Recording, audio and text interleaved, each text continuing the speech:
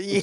GM, everybody. I hope you guys like my new intro. That is how I'll be introducing myself every single time. But love to see the Bad Take family as always. It's been cool to see recently, especially with Farouk getting the Genesis AF1s. That was cool to see, and obviously Bad Take was on the news about it right in front center. Love to see it. But yeah, man, I didn't know that about the Deegan tunes or crypto tunes. I've been seeing that before, but definitely a lot of things coming up, I think. In June, like I've been hosting Ether Spaces every Friday with OG. K Money came by, V came by, a bunch of other people came by as well. But yeah, I think June is definitely going to be that month where a lot of things start popping off. Whoa, I couldn't unmute. I want to hear more about Ether. I want to hear more about hacks trying to bash Ether and why that was, and now hacks like now rugging his own wallet. Like, do you guys remember that went down? He collected money and now he's gone. Who knows where that went? I want to hear more about the Degen tunes. I jumped in a Poly space today. Poly is hosting Ordinal spaces and educating on Ordinal. Jumped in there and learned a little bit from her in Name, I believe her name No is. me. No. And guys, check the news. There will be a Bitcoin tower built somewhere in Dubai. I mean, what other blockchain had their own dedicated building in the world? I'm so excited. Did you see Von Sol's PFP has an orange background? He's repping Bitcoin out here too. Shout out Von Sol. What do I say? No, seriously, like what would be like the best way to greet von Sol entering the Bitcoin ecosystem or like publicly? Okay, perfect. I don't know the sounds that they make on Bitcoin. Yo, but everything that's happening now with Bitcoin, like how do the OGs, like the people that said it was purely a store of value and not like that's all it needs to be, like how do they feel about like all the ordinals and all this shit coming up, you know? I feel like they've just disappeared. Like I don't see hear any news from them, you know? Like all of that narrative just seems to have disappeared. Yeah, man. I mean, that was their big thing, right? We don't have any utility over here because we don't need it. Like we're the original coin. We're store of value. I started off on Bitcoin, and I have a really hard time of just leaving coins in my wallet. Do you know how many times I had Bitcoin and I wanted to do something on Ethereum, and I sold my Bitcoin or I swapped my Bitcoin out on an exchange and bought Ethereum and then rebought my Bitcoin. Like I didn't get wrecked doing it, but really ideally you just never touch it. So many times it's so hard to let it sit there. But once I finally move it into the ledger and just kind of forget about it is the best way for me. But if I'm looking at something, dude, they're like ETH, bro. ETH's not sitting in my wallet. That's the issue.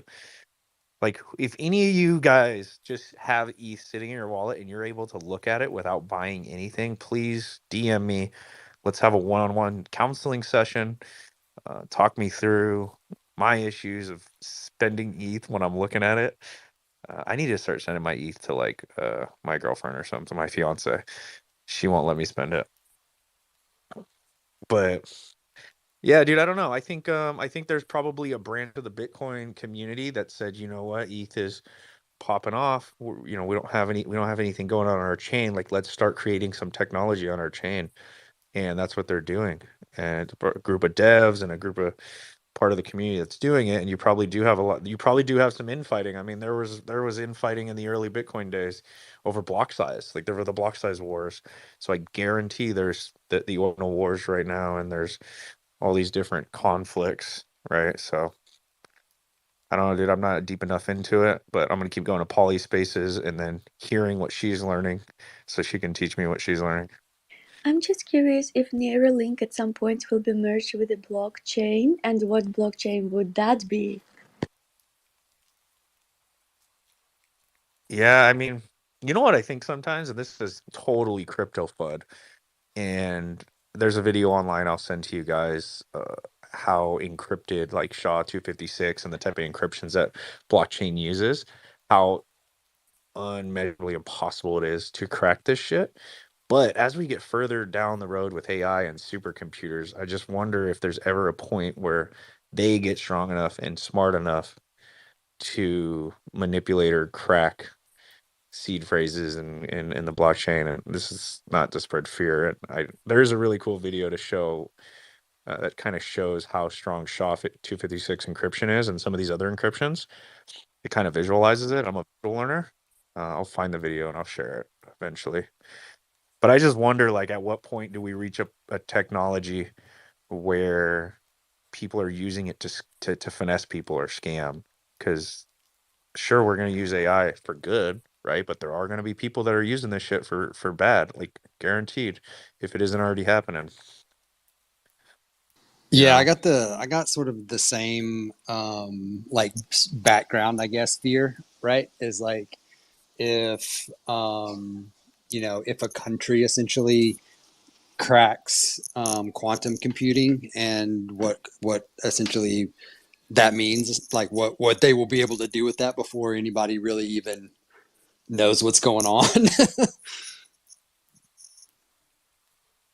It's an interesting topic. When I first discovered Web3, that was the first question I posed to every room, like from the standpoint of quantum computing, which is already available and exists, just probably not for the, um, like, how do I call it? Because basically, if binary code can process one like transaction or one thing at a time, with quantum computing it's like processing a lot of information simultaneously. But one woman, her name is Crypto, she's so smart, and she said that there's already like safety protocols that are being developed, so you know your seed phrase or your keys can be protected.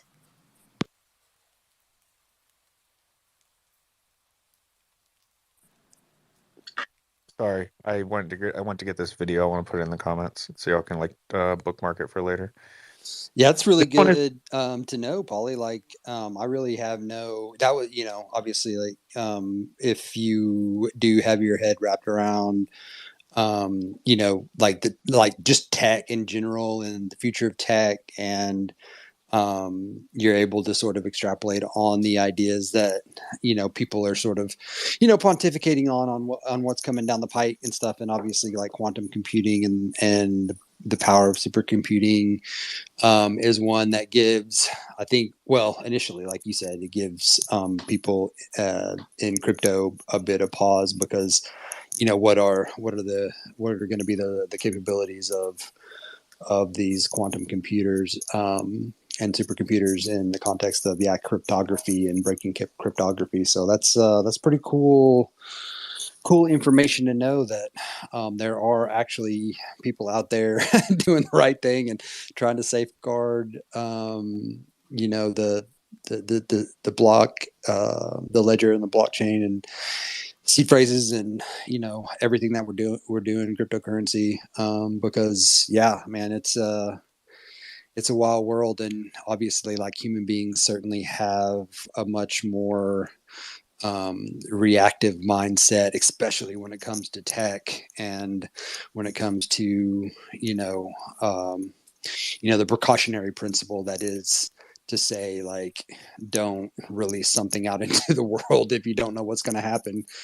And you know, essentially humans just put band-aids on it because they do not live by the precautionary principle, and we've lived through that through the chemical age, you know, and persistent pollutants and forever chemicals. Like, you know, we were supposed to have this thing of, better living through chemicals, and we found out that we just basically poisoned ourselves and the planet and gave everyone cancer. But bunch of corporations made a much money, so but in that respect, it's like, what are the real sort of, front lines on this, and where are the lines of defense in the context of the creation of this technology, Is it, is it essentially being thought about, or are, the people that are working in quantum computing working on, a different set and understandings and beliefs of, the future of tech? Like, that is to say, we're going to leapfrog, crypto and blockchain tech, and we're going to go, we're going to take this shit even further. And so why even worry about, cryptocurrency, blockchain, ledger? Why do you even worry about that? Because quantum computing is going to be, is leapfrog technology. So that's an interesting topic. I think with this like additional layer of machine learning algorithm, it's so exciting to see the development of also devices. Yeah, and Compound, you mentioned earlier, like, what other projects have been bought out and have, sort of had their little redemption arcs or resurrections. And there Did you are, hear Polly, Ellen? no, I cannot. Sorry. I'm sorry, Polly. That's my bad. No, you're I'll good. step down. No, you're perfect. Just go ahead. Someone's got to come. He'll come back up. I didn't want. I don't even know if he heard me at first. Let me get him back up here. But I don't even know how we got into that topic. But I did want to hear what else is going on in some other projects. Sorry about that, Ellen. Polly said that she was about done. Oh yeah, no, cool. Yeah, no, I hate it when that shit happens. It seems like whenever, if like I'm moving around my house and going outside and coming inside, and so I feel like whenever I'm on Wi-Fi, I'm good. But then if I go like outside and Wi-Fi drops and I go onto 5G or whatever, LTE, then I like, it's like an immediate rug. Like I immediately like can't hear, half the people on stage, and I can't like come back in and get back on Wi-Fi and make it work. So yeah, it's super fucky, but yeah, and I guess on that topic, like a handful of like redemption arcs and whatnot that exist in the space is kind of the meta right now, right? Like the fucking redemption arc, I think Luca fucking set that shit off with Pudgies, and a lot of people are like, well, fuck, if this dude can do what he's done, which I agree with you is fucking absolutely incredible and amazing what he's done in such a short time, and has made a lot of people in the space look dumb as fuck, because other people had like much stronger positioning, much stronger, even IP, I would argue, and just dropped the ball. Like, he just moved in. It was like, we're going to take this cute meta and we're going to crush it. So that was definitely an amazing thing to see. Not to say that there aren't other avenues for, other projects to sort of flesh out, but yeah, you got to give props to Luca and what he's done. But I think, the gaming meta that came and went, I think there's a lot of, I guess Pixelmon is the one that I don't know anything about. Like, I remember it being a big ass clusterfuck, and a rug, and that cyber dude like taking all the funds and buying board apes and Azukis and shit and like piecing out. But I think a really solid buyout happened there, and I still I've actually talked to the CEO a couple times, and never really got like why he didn't just start his own thing, like why he wanted the Pixelmon IP, like why he wanted that sort of albatross or whatever. But I mean, fuck, there seems to be a sort of a redemption arc happening there, and then like Onione, I guess, is trying to have their little or Enforce or whatever, that however you pronounce that one, is having its little redemption arc. So I feel like, as this sort of bear like continues to rumble on, people are sort of picking and choosing some of the IP out there in the in the ecosystem, and maybe thinking about other ways to use it, thinking about buyout possibilities. There are a lot of founders that are like, fuck this shit, like, we got in way over our heads and we don't know what the fuck we're doing. We thought that like the hype game was going to last, or we thought like the gaming meta, like people were going to be patient and let us build a game or whatever the fuck. And so yeah, I mean, I think that the redemption arc meta seems to be something that Lucas sparked, and hopefully, like, yeah, I mean, hopefully it'll be good for the space. It'll be good for holders that have stuck it out. Like Enforce One, I think was one of those ones where there was just an insane amount of hype, and it was like just pure mismanagement by a handful of people that fucking wrecked that that project, but a lot of believers. And I mean, I know there's a lot of Azuki diehards that basically came out of that ecosystem. Like a lot of friendships were and connections were born in that like transitioned over to Azuki. And I think that Azuki has like a pretty large debt of gratitude to pay for those connections that were made in that project, because without those, I don't think that Zuki could have probably built that base that it had built. And so it was all about timing on that one, because if On Force was able to execute and was able to do what they were doing, it'd be hard to deny that Zuki probably wouldn't have been able to do what it did. But who knows?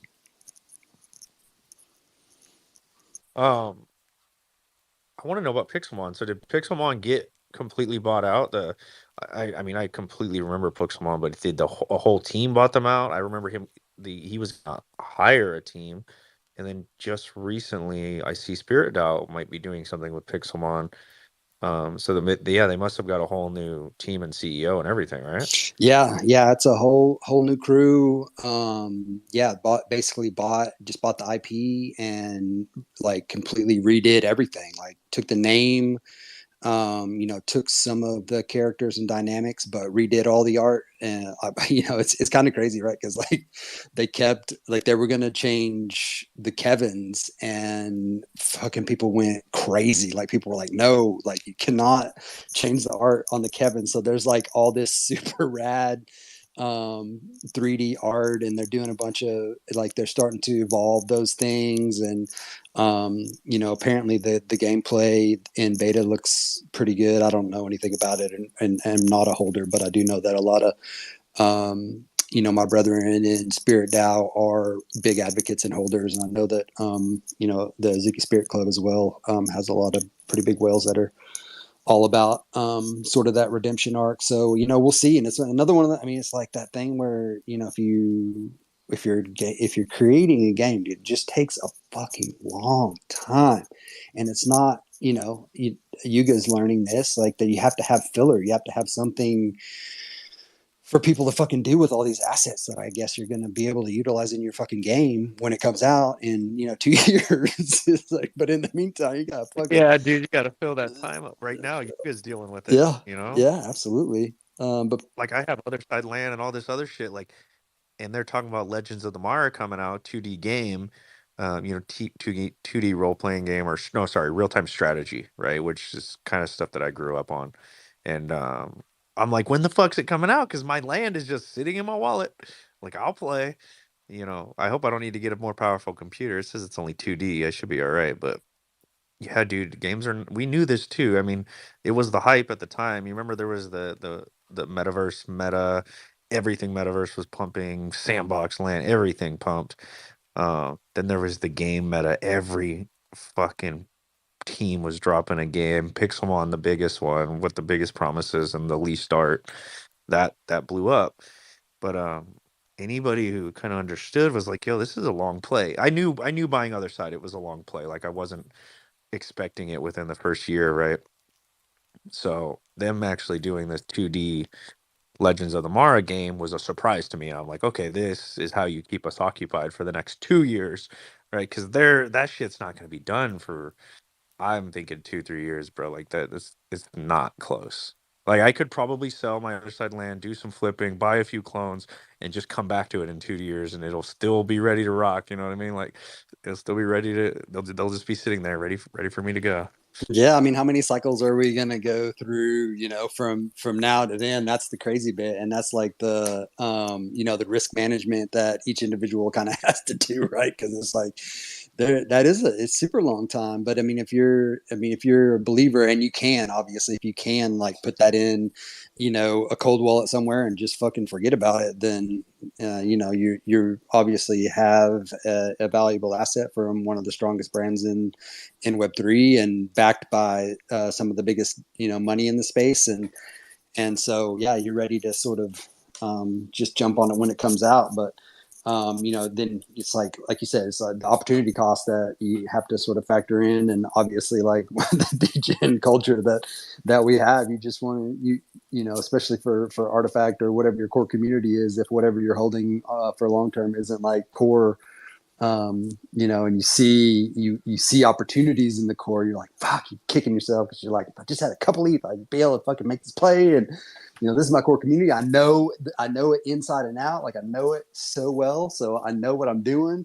So yeah, dude, I feel you. My biggest worry about other side is, it's built on the improbable tech, and Herman Narilla is, basically rolling out a lot of beta testing. There'll be another one on Sunday. I'll be in there, and he's going to open source that whole architecture.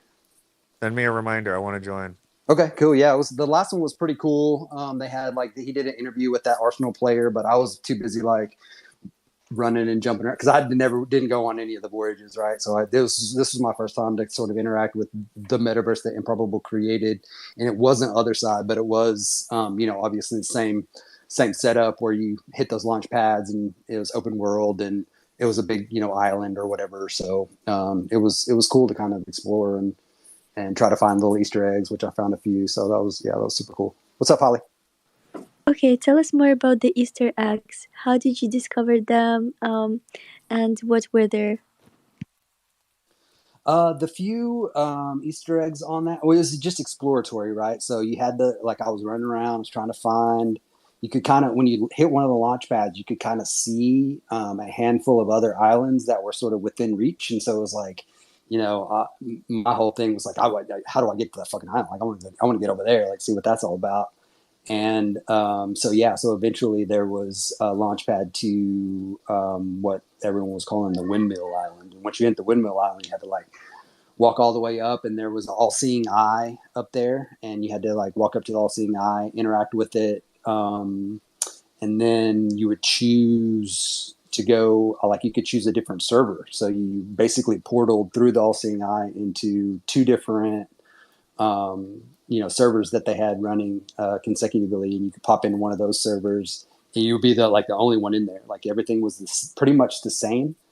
I didn't really explore those worlds because I was nervous that I couldn't get back to the world where everyone was, and so I sort of immediately went back to the all-seeing eye, and then tested out all of the other two servers that you could sort of portal into. And then that was one of the Easter eggs. I took photos and actually sent them to Herman Narula on one of his threads, and he was like, "Great find," because he was talking about the getting in there and just messing around. And then there was like a graffiti wall that you could interact with and paint on, like sort of a rudimentary sort of paint situation that I found. I saw it, but I did not interact with it or paint on it or anything. So those were the Easter eggs that I found in there. Yeah. Amazing. I really appreciate this experience when developers think of a meaningful way to surprise you or enhance your experience emotionally. I remember when I just started to explore Unreal Engine, and I moved lower than the ground store of the environment, and I discovered this Easter bunny, and it looked like an actual vintage bunny toy with some patches and stuff. Oh my god. I mean, there's something to be said about the gaming. I wonder if at some point we can progress to kinds of games that will um, just encourage us to become more creative, more imaginative, and interact maybe with one another in a very healing, nurturing way. I don't. Do you think there are any game that is fulfilling that description yet? Yeah. Yeah. Benito plays a game where he just power washes sidewalks and stuff. It's like Power Washer Simulator. And I don't know if you guys have ever power washed anything, but there is nothing more fulfilling than power washing like your driveway and it being perfectly clean. So I see why Benito plays it. Nah, I need some Um, explanation about it, that because I saw that as well and I still cannot understand it. You're so funny, Compound. Oh, by the way, on topic of wait, investing, you wait. should release like bad take NFT collection. You should be like investing more in yourself. I feel like we all support it, and it will be one of a kind type I of a love it. I project. love you, Bad Take Polly, but I'm Studios. not selling shit. Being an NFT founder looks terrible. Hold on, Polly. Von Sol was talking. I don't know if you heard him. I think Polly's the one who's rugged. I'll reconnect. I didn't hear him. Sorry. No, so it's Power Washer Simulator. There's all kinds of simulators. Power washing is one I want to try. There's a goat simulator. I don't know if you guys have ever seen that. But what were you gonna say, I Monsol? just don't get like the enjoyment out of it. Like are you guys clean freaks that you actually want to go play a video game about cleaning? Like how clean is your house that you guys have to go play a video game about cleaning? Bro, I don't have the game. I don't play the Nah, game. nah, My house is I heard pretty your take, clean. bro. The way you said that power washer is fulfilling or whatever you said, bro. I heard it in your voice, bro. You had that same enjoyment that Benito has. Yeah, no, I would play it, dude. I want to play truck simulator, just driving a truck, airplane simulator, like big on simulators. There was one we were talking about last night. All right, wait, do we have any gamers that are listening that could come up, Nah, please, and tell us what's going on with Grand Theft yo, Auto 5? simulators are And cool though, what's the but play like a there? cleaning simulator, like are you like nah, man. What about Goat Like what are you Simulator? doing? Freaking milking the goat? No, you're the goat. You are the goat. You got to become the goat. So it's a video game of me Bro. being a goat. Yo, I think that's how Thread Guy became the GOAT. You just walk around being the goat. Yo, Vonto, like it's funny that you say that because like even when I play games, like I mean when I'm playing Fortnite and shit, like I get so annoyed when people just drive a car and just like you leave it in the middle of the road.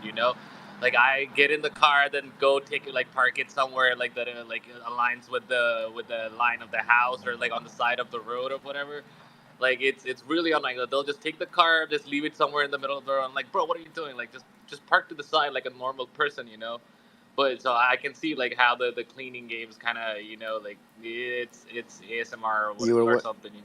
Yeah, dude, it's this thing, and it is sort of explained through like Truck Simulator and some of these, like, because they're talking about like the people who really play the Truck Simulator the most are fucking truck drivers. So they like fucking drive their trucks, in real life, and then once they're finished fucking driving their truck long hauling across the fucking whatever continent, like they'll get on Truck Simulator and do it again. And I think that it's like a catharsis mechanism for human beings. Like it's just that's how brains are sort of wired.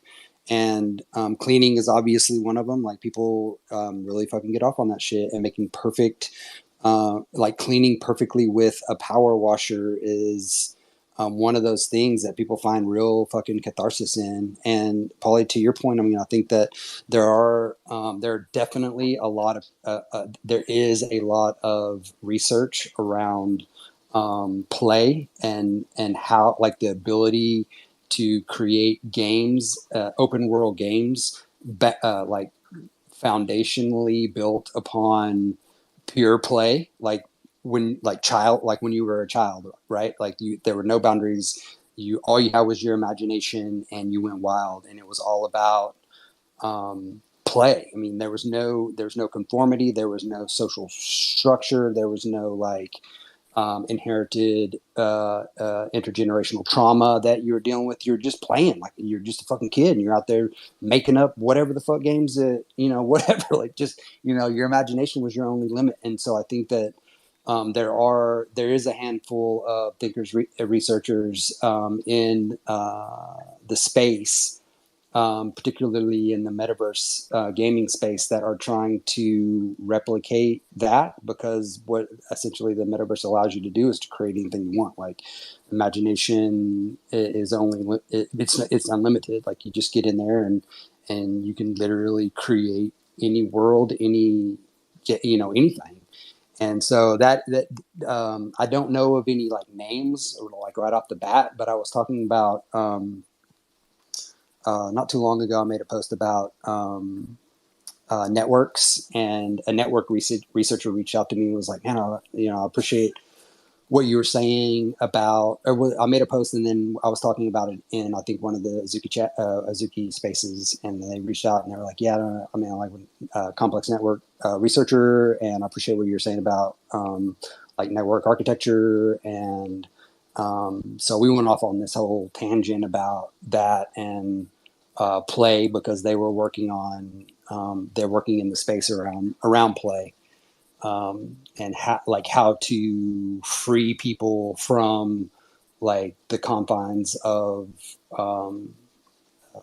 basically society, and reintroduce them into worlds of sort of childlike play, and how you can essentially free your mind in the metaverse through those mechanisms, and even like having the ability to address like what I said, intergenerational trauma, and some of those type things, where you're able to maybe microdose and go in there and like go into a metaverse simulation and like really just reconnect with what it was like to be free.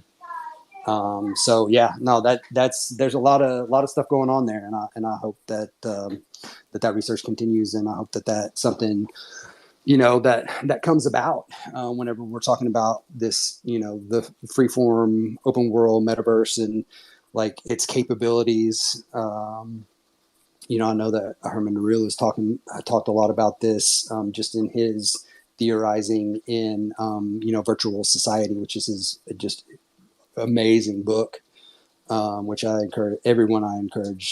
Everyone I'll talk to about any of this, I encourage them to read that, because it's so By good. Herman Narilla, the same dude from M2, M squared. Yep, yeah, exactly.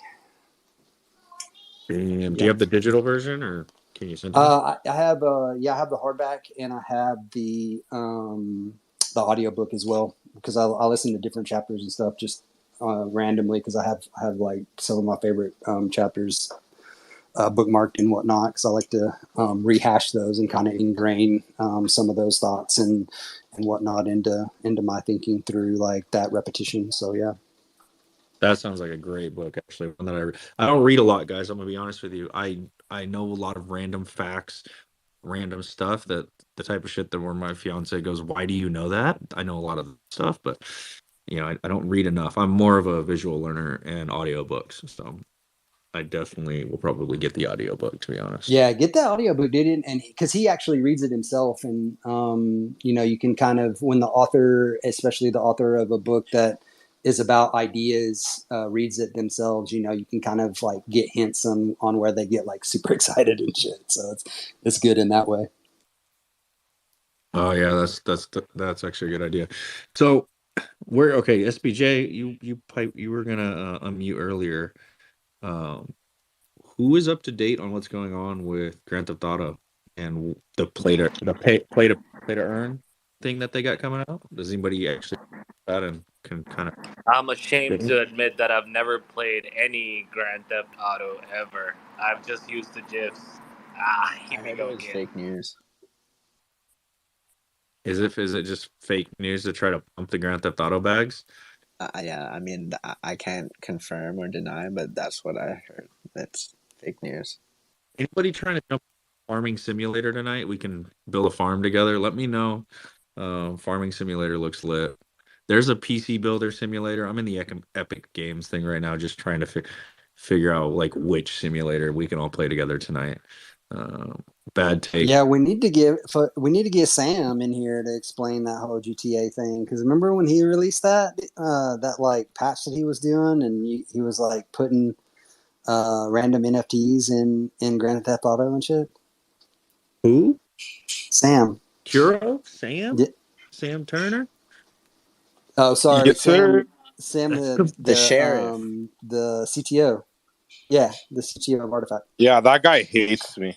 It's because I'm taller than him, better looking than him, and richer than him now. No, I'm just joking.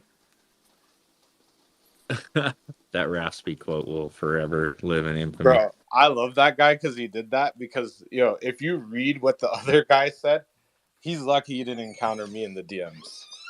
I would have dragged his ass all over the fucking timeline for that. Yo, this is fresh. You don't talk about I have people no idea what the fuck y'all are talking about. Kuro had the most professional space I've ever been to today.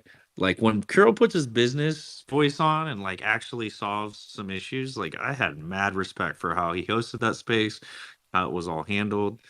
Shout out Kuro, dude. That was he put on a masterclass of like how beef and how problems should be handled as adults in today's Web3 internet kind of social media world, right? Because we're now in a time where this shit, like these kind of issues, back in the day, you would like meet up at the playground and fight, right? Like deal with it or talk in person. But because everything's so public and both of you guys are kind of more public figures, like I've never seen anything handled like that, dude. That was a learning experience for me because you each have big followings and being able to handle it on a space, talk it out, work it out, get clear the air was super impressive.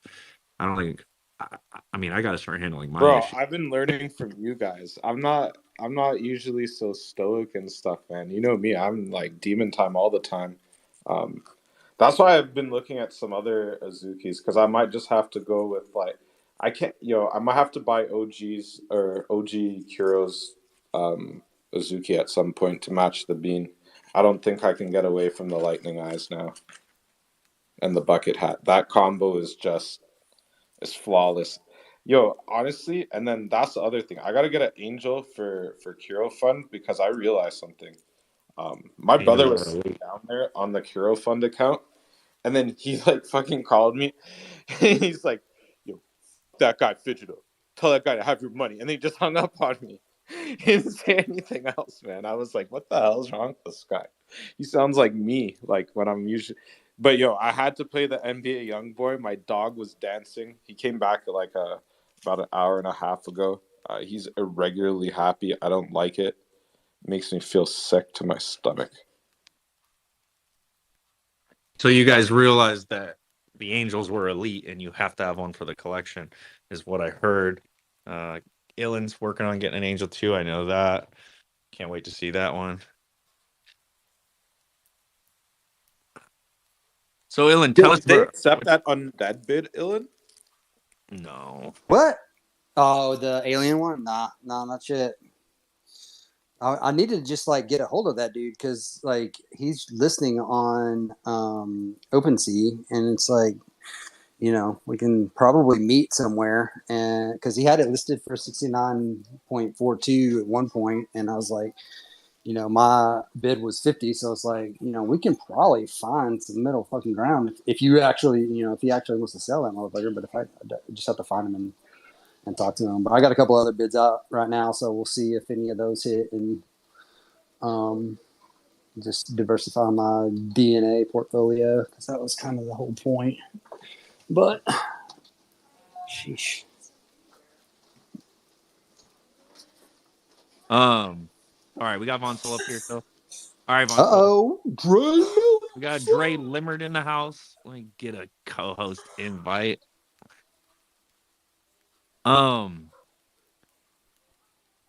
Bro, Von Sol, all right. Tell us about Ether, but also what the fuck was up with hacks on the timeline just like talking shit about Ether for a week, collecting a bunch of funds, Because and he's a then scammer. We prove he's disappearing. a scammer. I'm gonna say it Yeah, because no one else bro. wants to fucking say it. He's a fucking scammer. If he had any self-respect, he wouldn't operate like that. You don't take money from people, promise them things, and then blame somebody else when you can't fucking deliver. That's not the way that this shit is supposed to be done.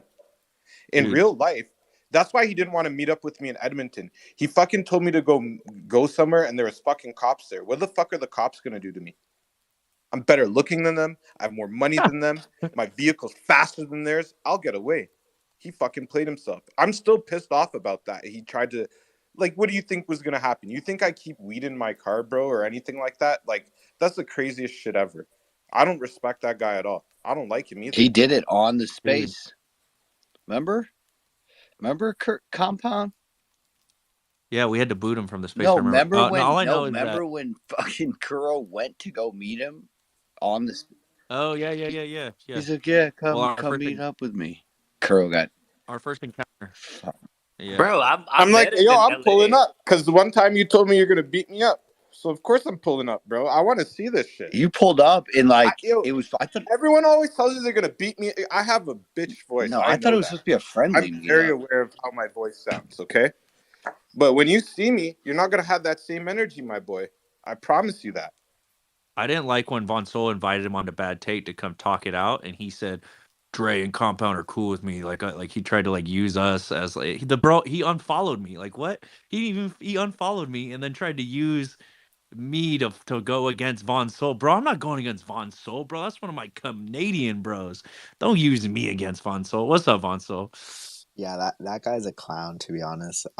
And you know, it's weird because like I remember him before that Bad Take incident, and he wasn't that bad of a guy. You know, like back in the past, back.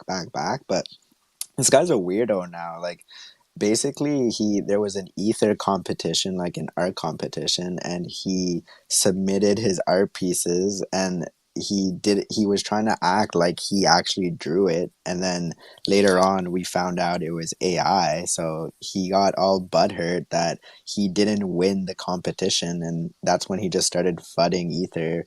But it was all basically because of that, because he tried fronting on something that wasn't actually it, and then he literally just went down a rabbit hole, like insulting certain like ether communities. Like I even gave him a benefit of the doubt because I hold ether communities every Friday, ether spaces every Friday, and he wanted to come and speak, so I gave him, you know, an opportunity, even though I know what he's doing. He's just engagement farming off our communities, to be honest, for like his stupid like scams. But he came up and was just toxic. You know, he was just insulting everybody. So I just booted him off the space. But it's kind of just clear what he's doing, engagement farming off, you know, our communities. Because then after he did that, all of a sudden he dropped that stupid like, send me money to this Ethereum and we're gonna do like an experiment and shit like that. And then what do you know? Like this guy rugs it, saying like the people who were in charge of the seed phrase ran away with it. But it's no surprise, to be honest. Like Kuro nailed it. Like this guy is just like a scammer basically, and I stopped giving him my attention. Not basically. Yeah, He is a my scammer, bad. my He guy. is a Like he scammer. can't Yo. say He basically. is 100%. Like, That was my why bad. didn't he pay back the money? No, Even Fidgetal's paying back the money. no, he is. That was just Well, my bad and the wording. He's 100% a scammer. I just refuse to give him like my attention and time anymore, because like at this point, like he's just doing it to further like continue his scam. But that's basically what happened. well, so Yeah. you'll go to SPJ right now. I wasn't. Yeah. So Yeah. I met this guy in LA. Like I've spent like decent amount of time with him. I thought he was like pretty like, you know, genuine. At least that was my impression. But How much taller are you than him? I think I'm about the same height. I'm like 5'9", so I think he's about the same height as I am. But like the last like what I read was that his wallet got drained. That's all I know. But like, did I miss something else? Like what's going on? Well, the His wallet didn't get multi-sig, drained. He the transferred mul- the money out. yeah. So the He cashed multi-sig that shit wallet, outside. required two signatures, and he controlled both wallets that were able to sign. So it was like 7 ETH, I think, like something like that. First of all, he started bashing Ether and Von Sol in the timeline, which I wasn't fucking with, and then he tried to use me as like a legitimizer to say that like, no, I know Compound, it's you don't get it or some shit. And then he unfollowed me, and then this money goes missing. I did beat him in person too. I met him with you, SBJ, and then the money goes missing, and I I don't know what the fuck is going on, but Just for 6 ETH? yeah, dude, it's kind of wild. But Who is this dude? Who is this person? He was the guy that came in our space one time, bad take, and he wouldn't stop doing like really bad accents that were almost racist at one point. Oh, Wait, And is he the same? he kept killing Comp, is this? wag my juice, and Yes. then we had to Yeah. boot Okay. him from I'm the thinking of the space. right guy. Okay. So Damn. he redeemed himself, right? Because I was already feeling some type of way. He redeemed himself. We met him in person, like SBJ said. He was chill in person, and then this all went down where he's like going after Ether and like Von Soul, and I'm like, oh my god, bro, like, you're not gonna go after Von Soul, like so. I was just trying to get an update on if that money's He been was returned. flooding tunes too today, like on the timeline. Like he's a tunes rug. That was like, bro, what? Holy. Like, So, yeah. Click, what's good, man? Yo, that dude, I've always had a weird feeling about him. And like the other night, he came in was co-hosting with Pingu and across the pond late night, and yeah, man, he just homeboy got like so out of pocket. Somebody called him out on like a lie that he had said about talking shit about some other people. And, you know, the one of the guys who was there like called him out directly, and yeah, he got this dude got mad. And he called us all faggots. So at that point, I just removed him from space. I was like, "Fuck that! I ain't gonna hear that." So yeah, it's kind of funny. Does not surprise me. I don't know. He always had a very Well, strange way of like talking about himself. oh yeah, the way he talked about himself and shilling his project all the time. He was a psychologist. So the only reason I bring it up is because I do want to hear about Ether from Von Soul because it's coming up. I want to hear about the project, but I also don't fuck with people who are scamming our communities because he was kind of in. He came to the CloneX LA event, like he's kind of he's gotten deep in some of the communities, and until something is done to return that money to the people that lost it or figure that out, like I won't be associating with that guy for sure. It's He just was another always case. on. It's another case of mistakes were made in laws that I control. Man, he Yeah. was always on one for real. He didn't carry that same objective energy in person. He was he was Timid, hella small in timid. person. Yeah, hella small. Bro, he said that you know what he said? He went to a social gathering in LA. He was there with a bunch of Raspy's friends and a few other people, and then this guy said that Raspy is part of a fucking DeFi mafia or some shit. He's a rugger, this and that. Yo, I know Raspy. I actually know one of his friends, Moose, and that guy told me that he's a solid guy, and I trust Moose because I had met Moose in person, and Moose is a very solid guy, and he wouldn't lie. So I don't know. That's why I fuck with Raspy still, because he's a homie, and he's always been like super cool, even after the shit that happened at the me throwing money and shit at the people at the door at that party. So I was in Ape Space. His name's Bags of Crypto. He's the Ute, and there's another Ute that was like business partners with Hacks and had access, like had one of the wallets that could multi-sign. And he told us a story that he got woken up at like 2 a.m. with Hacks calling him and freaking out that the wallet had been drained. But he was sleeping. The only other two wallets that were able to do it was the two wallets that Hacks had control of. And he kind of told us the whole story, how it went down, how he had like a story like ready to rock. He was already blaming some other people for it. I'll try to get him in here. Maybe we can invite Hacks in here and that guy. I'd love With to the hear are them you talk talking it about through. Pinch? What's that? His name's Pinch, right? The other guy, the Utes guy. Pinch.btc. No, there's another one. There's another you. I was in their space the other day and I was up there and then this all just started going crazy. And I was like, no way. This guy was like, I met him in person. He was at the event. He's been all up in these spaces too, just like Von Sol was saying, kind of farming. He had a clone PFP at one point, and it turns out like there's this wallet of like business partners that have a bunch of NFTs, and like he just uses the PFPs from that wallet. I don't know. There's a whole bunch of weird shit Bro, going have on. you been to his spaces though? Like I went to one of his spaces and like straight for an hour, it was just him talking to the people. He sounded like an evangelist, like no breaks. I was like, did he write the speech down like to go 1 hour straight just talking?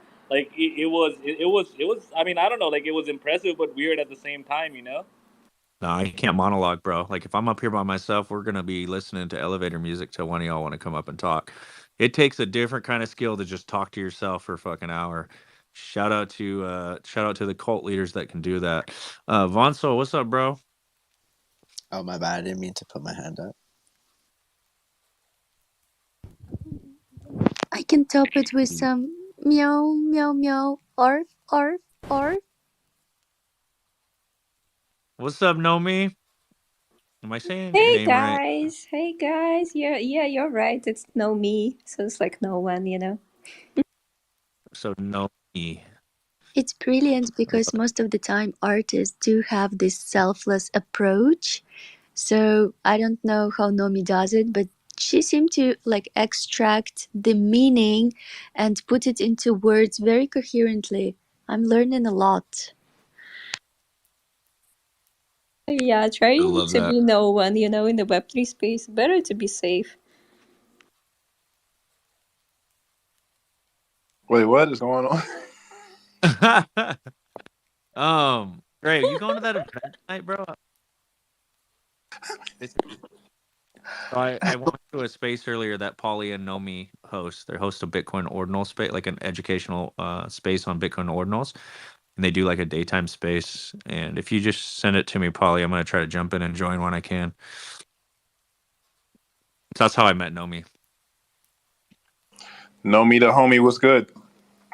Yeah, all good. Thank you guys. Really happy to be here. What's all about? We just talking drama. We're talking projects that are coming up. We're talking. First, we started off talking the DGen tunes trying to get bought out by the whales. I'm ready to hear about some new projects, some other things going on in the space. Um, who's got it? Who's got the drama? Who's got Tunes the are getting heat? bought out. Since when? No, they tried. No, no, no. There was a bunch of whales that wanted to control the.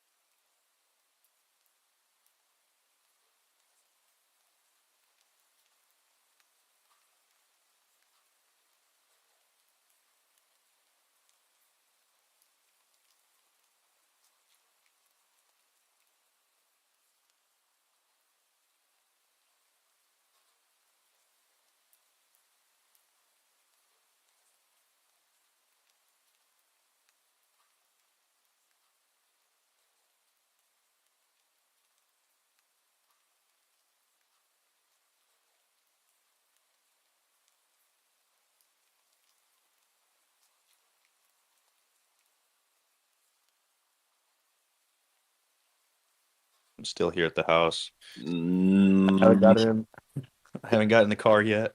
I kind of figured as much. Donna left me without a vehicle. Damn. I thought you had She didn't leave. the Kamachi. Drive the Kamachi up here. Should get a Tesla. Yeah, get a Tesla so I can charge 2 times on my way up. I'll do that. I'm like 2.5 hours away, bro. That's at least 2 charges. No, you can make it. It goes by miles, so mine goes up to 300 miles, so that'll be okay. You'll be good. You'll be good. As long as you don't bring the AC on. Turn the AC on, watch a movie in the back, plug up Sonic the Hedgehog. You can make it. Shaw, you want a Tesla? Says sure. Great. Not a Tesla. Everybody wants the Tesla until they get the Tesla. Then they want the Tesla even more. Nah, Teslas ain't that great over here in Canada in the winter. I'm not gonna lie. They be doing some weird shit over here. Yeah, it's not really for cold places. But we had this conversation all night last night. Let's not. Yeah, let's not with Tevi. You're gonna like call Tevi in here. He's gonna come flying in and try to convince us. Like we've learned, they're only good for driving around your cul-de-sac. If you have a backup gas vehicle, just in case, and if you have the warranty for 7 years. There will not be any Tesla slander, or I will activate the Tesla bat signal and get Tevington in here. No, we don't have I have a commentary on that topic. No. Oh, it's a good one. I think you might like it. So, I'm not a big fan of Tesla, but I had this one of a kind experience. It was after the some nightlife event where my friends played a Little Mermaid as they were taking me home, and on the way home, I guess we stopped by McDonald's and get French fries, and it was so wholesome and so good. Isn't it like the best part? It has the what is it like when it's when it can self-drive itself, and you can watch TV on the road. What? That is a good story. Thanks for that, Polly. I appreciate you. I'm reading a Pudgy Penguin toy review right now. It's not a good review. What happened? Saying there's like a strong. Okay, I won't go into it. Maybe I'll just share it to the top. No, I won't even share it to the top. I don't want to get into toys, bro. We know get Dre started on toys. I won't say a word. I'm not saying a single thing.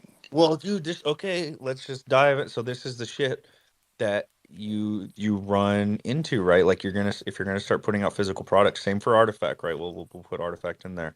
I did find like some posts with people having complaints and posting pictures. They got some misprinted socks, they got some bad prints, and they were That's putting it worth on. more. I wouldn't complain. I know they put them on the timeline, but the thing is when you're putting physicals out, like you gotta have the logistics and the support in place to be able to deal with this stuff, right? And I shot Hondro and Anya a message, and bro, Hondro was on it so fast. Talked to the guy, DM'd him, and like they were all happy. But with these projects starting to put out physicals, like they need to understand that like these other things need to be in place to deal with this kind of customer service, because this thread is regarding chemicals and paint found on the toys once the kids were playing with them. Like this paint was come off, and the mom is kind of freaking out.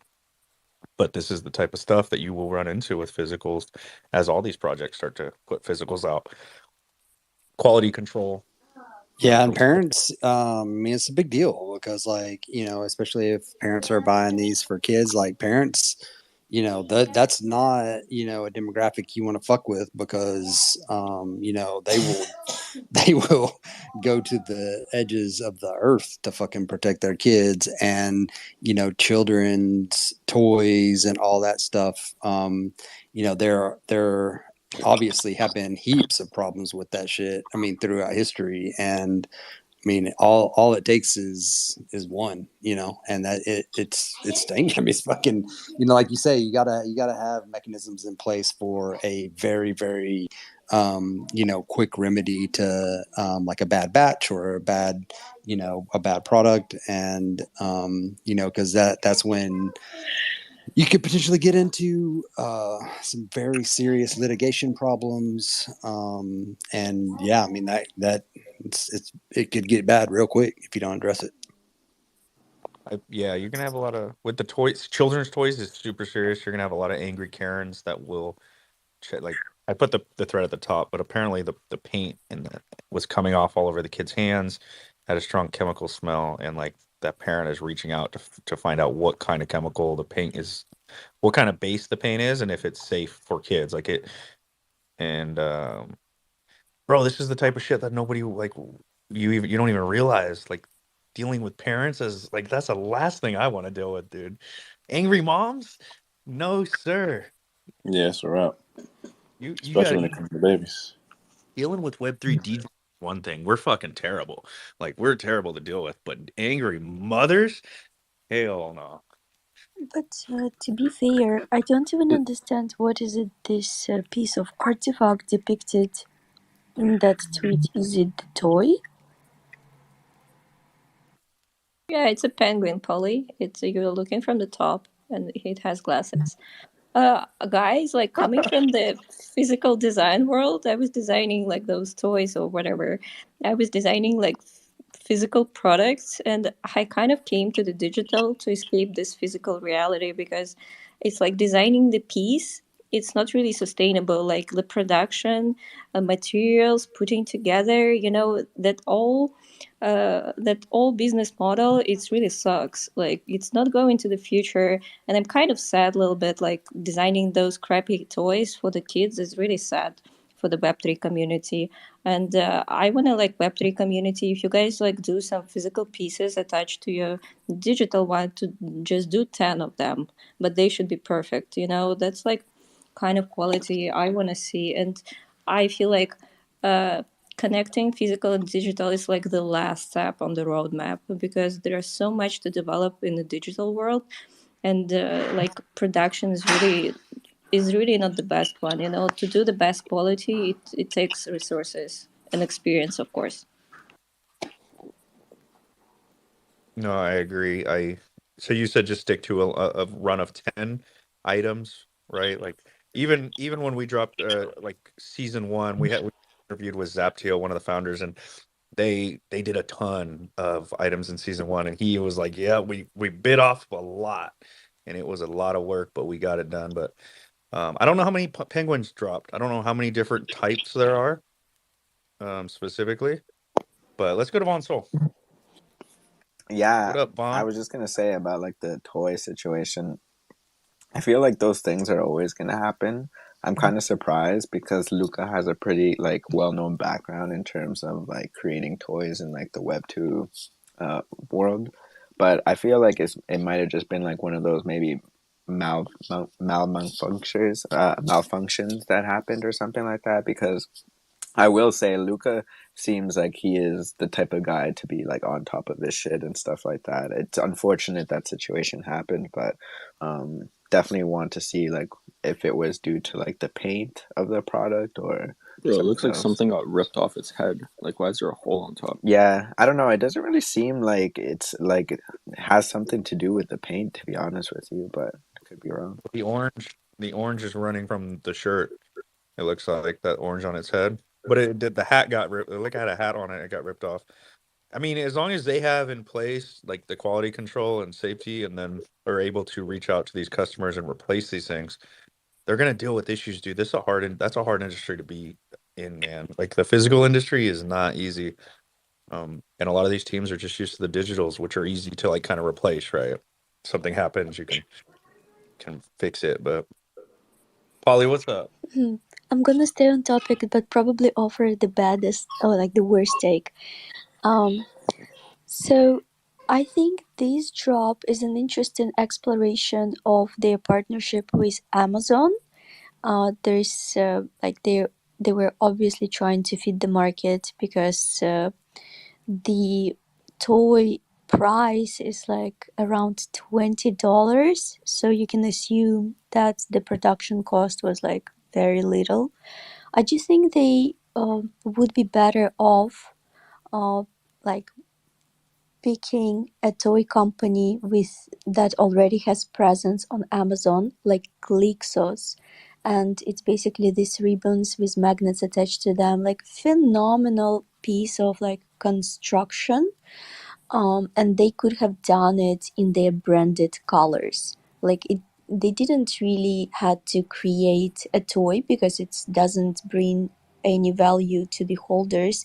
They could have, explored this partnership in a different way, I guess. But with Web3, um, I think in time we will only realize what was the right thing to do, but I'm impressed that Luca is as a founder is exploring and testing out these different market fit options.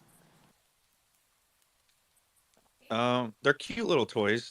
I think the whole play is the brand awareness, but I did see that there is royalties that will be going back to the holders in some way, shape, or form. I don't know the extent of that, but in the end, brand awareness is like the big thing, right? Like we want that the artifact blade to be known like worldwide, right? So you see DJ Khaled wearing it today. You see LeBron wearing it. People are going to see all of our season one merch. That blade is going to start to become over the next 20, 30 years recognizable. And I think that's what all these brands are trying to do. Like that little pudgy penguin, they want it to be known, the brand, the icon to be known over the next, Creates a however. nostalgia because like collectors will always, when they have a bag, they'll go back to like their childhood and see like, oh, I like pudgy penguins. I have money now, so let me go buy that. Like I can afford it. So I think like them like creating these products just creates future nostalgia. Might not be now, but it could be in like 50 years. And bro, we were all a part of some of these Pokemon coming out. Like, sure, if you had some vision, you knew to save these things. Like, I remember getting my mom to buy them because I told her I would be holding these things for a while, and nobody knew that they would like go as big as they did. And now that everybody's adults, you have adults buying these things in mass. So yeah, dude, that Kane makes a really good point. The nostalgia and just the brand awareness in general, honestly. I feel like for every founder, it should be a question like, uh, how do you position your brand? For example, for like $12 and Amazon, this is one path, but another path is like doing $5,000 a piece and like doing like high quality, escaping mass production. Because for me, it personally feels like mass production is the opposite to the collectible art that we're doing. Is really not what we're going into. We're going into like collectibles, the pieces that are really valuable, and those pieces should be high quality. And also connecting it to Amazon, that is like too much. Sorry on me. But I understand some brands like those are probably the people their niche and they're going this way. But I hope like some other brands will choose something else and do really some collectible design pieces that are like taking a designer who will do those pieces, then like fabricate it really perfectly, find really the place for like handcrafting something. So those pieces would be, people would look differently on the pieces and on the collection, and not like regular toy that you can buy on Amazon. So brand positioning is really number one when we're building we're building something really great. Yeah, I mean, it's a super good point, and I mean, obviously, like NFTs are sort of luxury items, so you would hope that there would be an avenue through which you could do something like that, and collectors are able to, collect luxury goods. I mean, I think that's something that obviously Artifact is, trying to do, and if you don't really have end-to-end quality control, like if you're not doing everything in house, you run the risk, right? Like if you're outsourcing the creation of toys, for example, you run the risk of somebody cutting corners that you don't have any control over, and then pushing out a product to the people that are your community. So you have like a very you have a massive responsibility to your community in Web3, because that those are your people, right? Like we are Web3, and each project is the community is the project, and so that sense of responsibility is really massive. I mean, I think we obviously see what Artifact is releasing, and there like there was a little bit of concern around the socks, and it got addressed really quickly, and that's that customer service aspect is super important. I mean, I think we saw it with the Zuki as well. They in-housed the only product that they've sort of created thus far. They in-house Takata the tailor to create the Twin Tiger jacket, which to my understanding they did in-house, and had end-to-end quality control on that. Have not seen anybody complain about the quality or the sort of longevity of that so far, or the stitching or anything like that. So yeah, man, it's like it's such an important point whenever we talk about physicals in this space in particular, because it's very niche. You have a massive responsibility to a larger number of people. You have a responsibility to stakeholders, not shareholders, and you have a diversified motive palette, where it isn't necessarily a profit motive that's driving that is the driving force of the business. Whereas if you have a public company, like, that is what they have to do. Like, they have to be profit centric, and sometimes there are corners cut, and they go for economies of scale, and there are obviously corners cut whenever you're talking about those economies of scale, outsourcing manufacturing, all of the aspects of business as usual in the corporate world are really getting turned on their head whenever we're talking about these NFT communities and these community brands, these decentralized brands that are getting pushed in Web3. So it's an important conversation to have. And obviously, like, whenever you are the first to do something, you're the pioneer, and you definitely run a lot of risks, and so you do definitely have to give Luca his flowers for getting out there and giving it a go and being a pioneer in this sort of realm. But at the same time, those guardrails are sort of going to have to get put up around expectation, and the potential destruction of the goodwill of a brand whenever something like this pops up, and it isn't sort of immediately remedied, like Comp was saying, like the customer service isn't immediately on hand, because I think that's such an important part of like this Web3 thing, right? Is this 24/7, 365? So if something like this hits a timeline, you can't wait till Monday to fucking deal with it. Like, you got to deal with it right fucking now. So yeah, it's crazy stuff. But I mean, I think that it's important to flesh out all of these aspects of it as we break new ground, and we really pioneer what Web3 can do.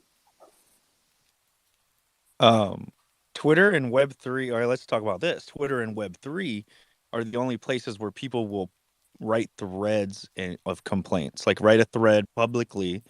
Like, I don't know if she's reached out to the team, or I don't know the person that was really upset with the Artifact socks, the Murakami socks, that got addressed really quick, like went straight to the thread, right? So we're in this whole new world. What other physical companies Yeah, dude, have and had this to deal has with that, almost bro? 80,000 views. I know. So not not only like people are going to deal with issues, companies are going to deal with issues. People will publicly post this shit on the timeline. Like, And I'm not saying she's wrong, and I'm not saying anybody's wrong to do that, but it's just a new environment that teams are having to adapt to. Like that's shit that you need to take into account. Who could any bro? Okay, so then you could, dude. Now I'm flowing.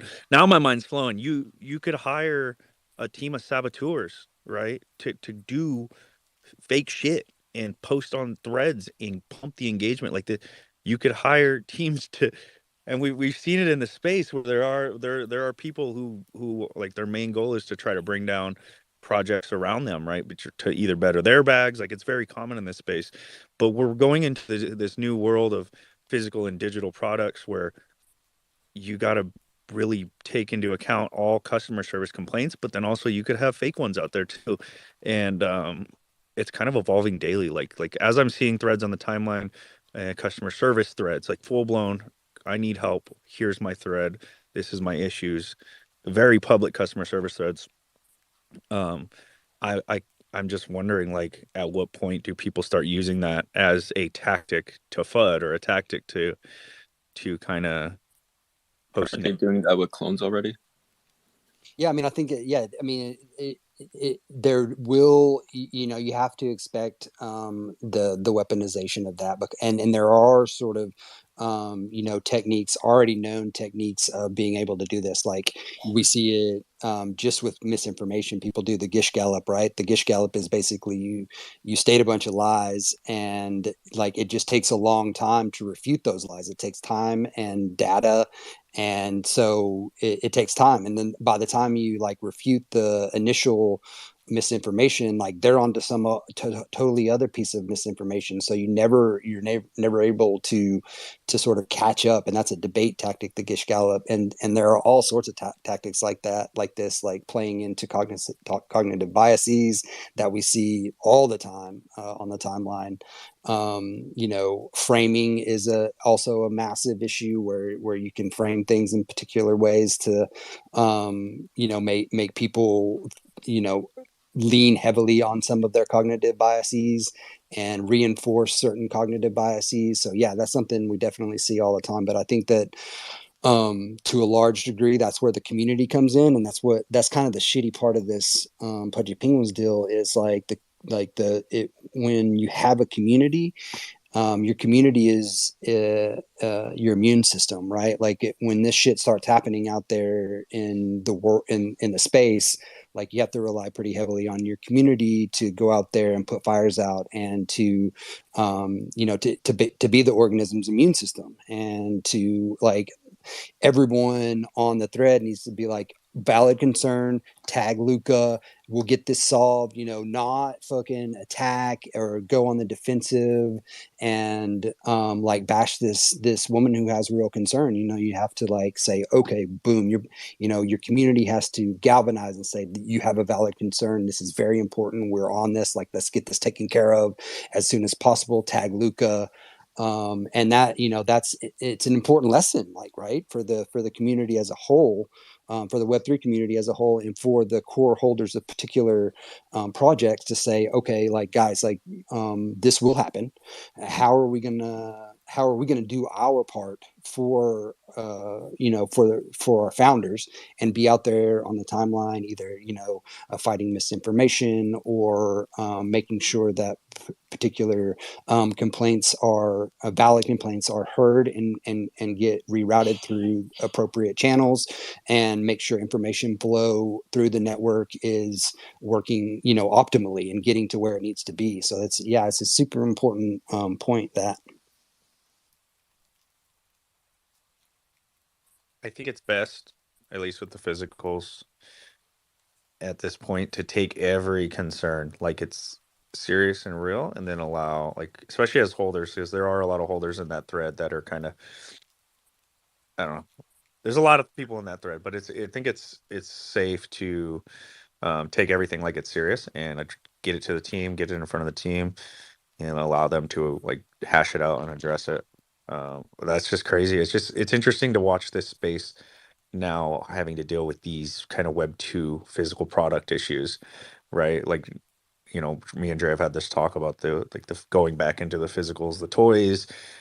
All the teams have physicals in one way, one shape or another, but like having to deal with customer service in a Web3 environment where there's threads and community members who are diehard, and it's a whole new ball game, bro. Like I That's can't some remember. bullshit. No. Let me jump in and say this. I had this conversation, and Polly, I think you brought up a great point. I don't think that was a bad take at all. I agree with you on the point that you made about these activations happening within these projects, the way that they're handling them. I, you know what? I'm gonna say this. Let me give a disclaimer. Me speaking about these topics are my opinions and solely my opinions and only my opinions, and do not reflect the opinions of everyone here on Bad Take. But I had a comment about that on the panel with IRL Alpha, and we were talking about toys, and I was like, why are we even going back to doing this? What's the point of this? Is this where we headed? Like, we jumped into a space of Web3 to be involved with innovation and taking things to the next level, but then we backtrack and do Web2 toys in order for people to understand what we're doing in Web3. It's ass backwards to me. I do understand the business process of it all. I understand Luca utilizing this play to increase the runway in order to build without having to charge his holders or tax them or sell things to them to increase the runway. I get that point. I think that's a good idea from that standpoint and that perspective. But all in all, it comes down to what we're talking about right now.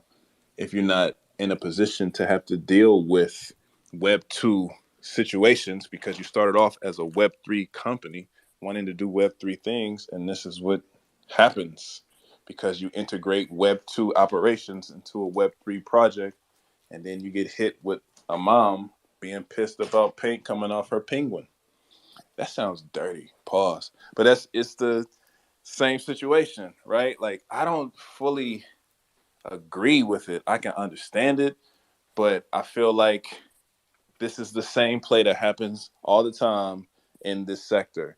Some project sees another project doing some type of activation, and they say, yo, that's a good idea. Set that up. We're going to do the same thing.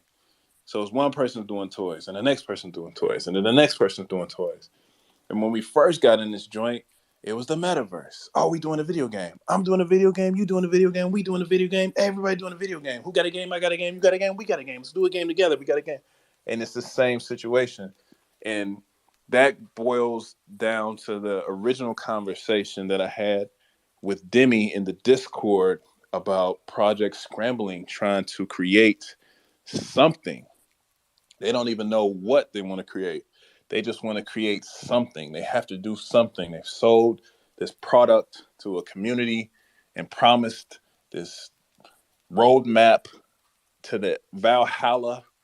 Not real Valhalla, but you know what I'm saying. They made some promises, and now they have to execute, and they have no fucking clue what to do. So it's like, all right, think tank, what can we do? Oh, they came out with super plastic Macy and Basie toys. We can do that, but we can do this for Amazon. And then but then it's a whole nother situation you get into. And I think we're going to keep continuously seeing this loop, this spiral, this rabbit hole that projects are getting themselves into until we see these projects no longer exist. And that was one of the most excellent takes that Gary Vee gave when he said 90 to 95% of these projects are going to die out and the true will remain. And that's what we experience here with Artifact. And these are all things that I've said before and I've said on record, but I haven't said it in this space. So yes, I agree with you, Polly, and yes, I agree with you, Ellen. Word to the wise. Stay away from the fucking toys, and video games won't be out for another 2 to 5 to 10 years. Yeah, it's an interesting take, and it's a very sort of nuanced issue. I think that because what I feel like the intention behind Pudgy's initiative it was emerging worlds, right? Like, you buy the toy, you get a bunch of NFTs, you get to use those NFTs in the game, you get to dress up your Pudgy online. So it was sort of this their version of merging worlds where the physical and the digital meet. It just so happens that like they were on the cute meta. The cute meta is kid friendly, and toys sort of made sense. And you know, it's a tough one, and you do have to give people runway if they are actually innovating. You know, if they're not just copy pasta, something that somebody else is doing. Because yeah, I mean, I agree with you 100%. There's a lot of chasing there, and there's a lot of like, um, you know, seeing what the meta is and dovetailing into that because it's a safe harbor or whatever. Like if it's the meta, it's the norm, and you know everyone's just going to be like feel comfortable there. But if you're going out on a limb and pushing the tech and you're actually innovating and you're creating something novel and unique that you know that the space I mean that's the kind of shit the space needs in my opinion, and it may not work, you know, fuck you may you know go down in a ball of flames, but like the important bit is testing it out and trying it out. And I think that you know there is like some foundational and groundwork that can be done that can significantly increase the probability of your success. And I think that you know that is something that we in Artifact can you know hold true to our laurels, because this like the foundation of collectors, of sneaker culture, of you know those ties that bind are there, and that groundwork is set pretty much in stone.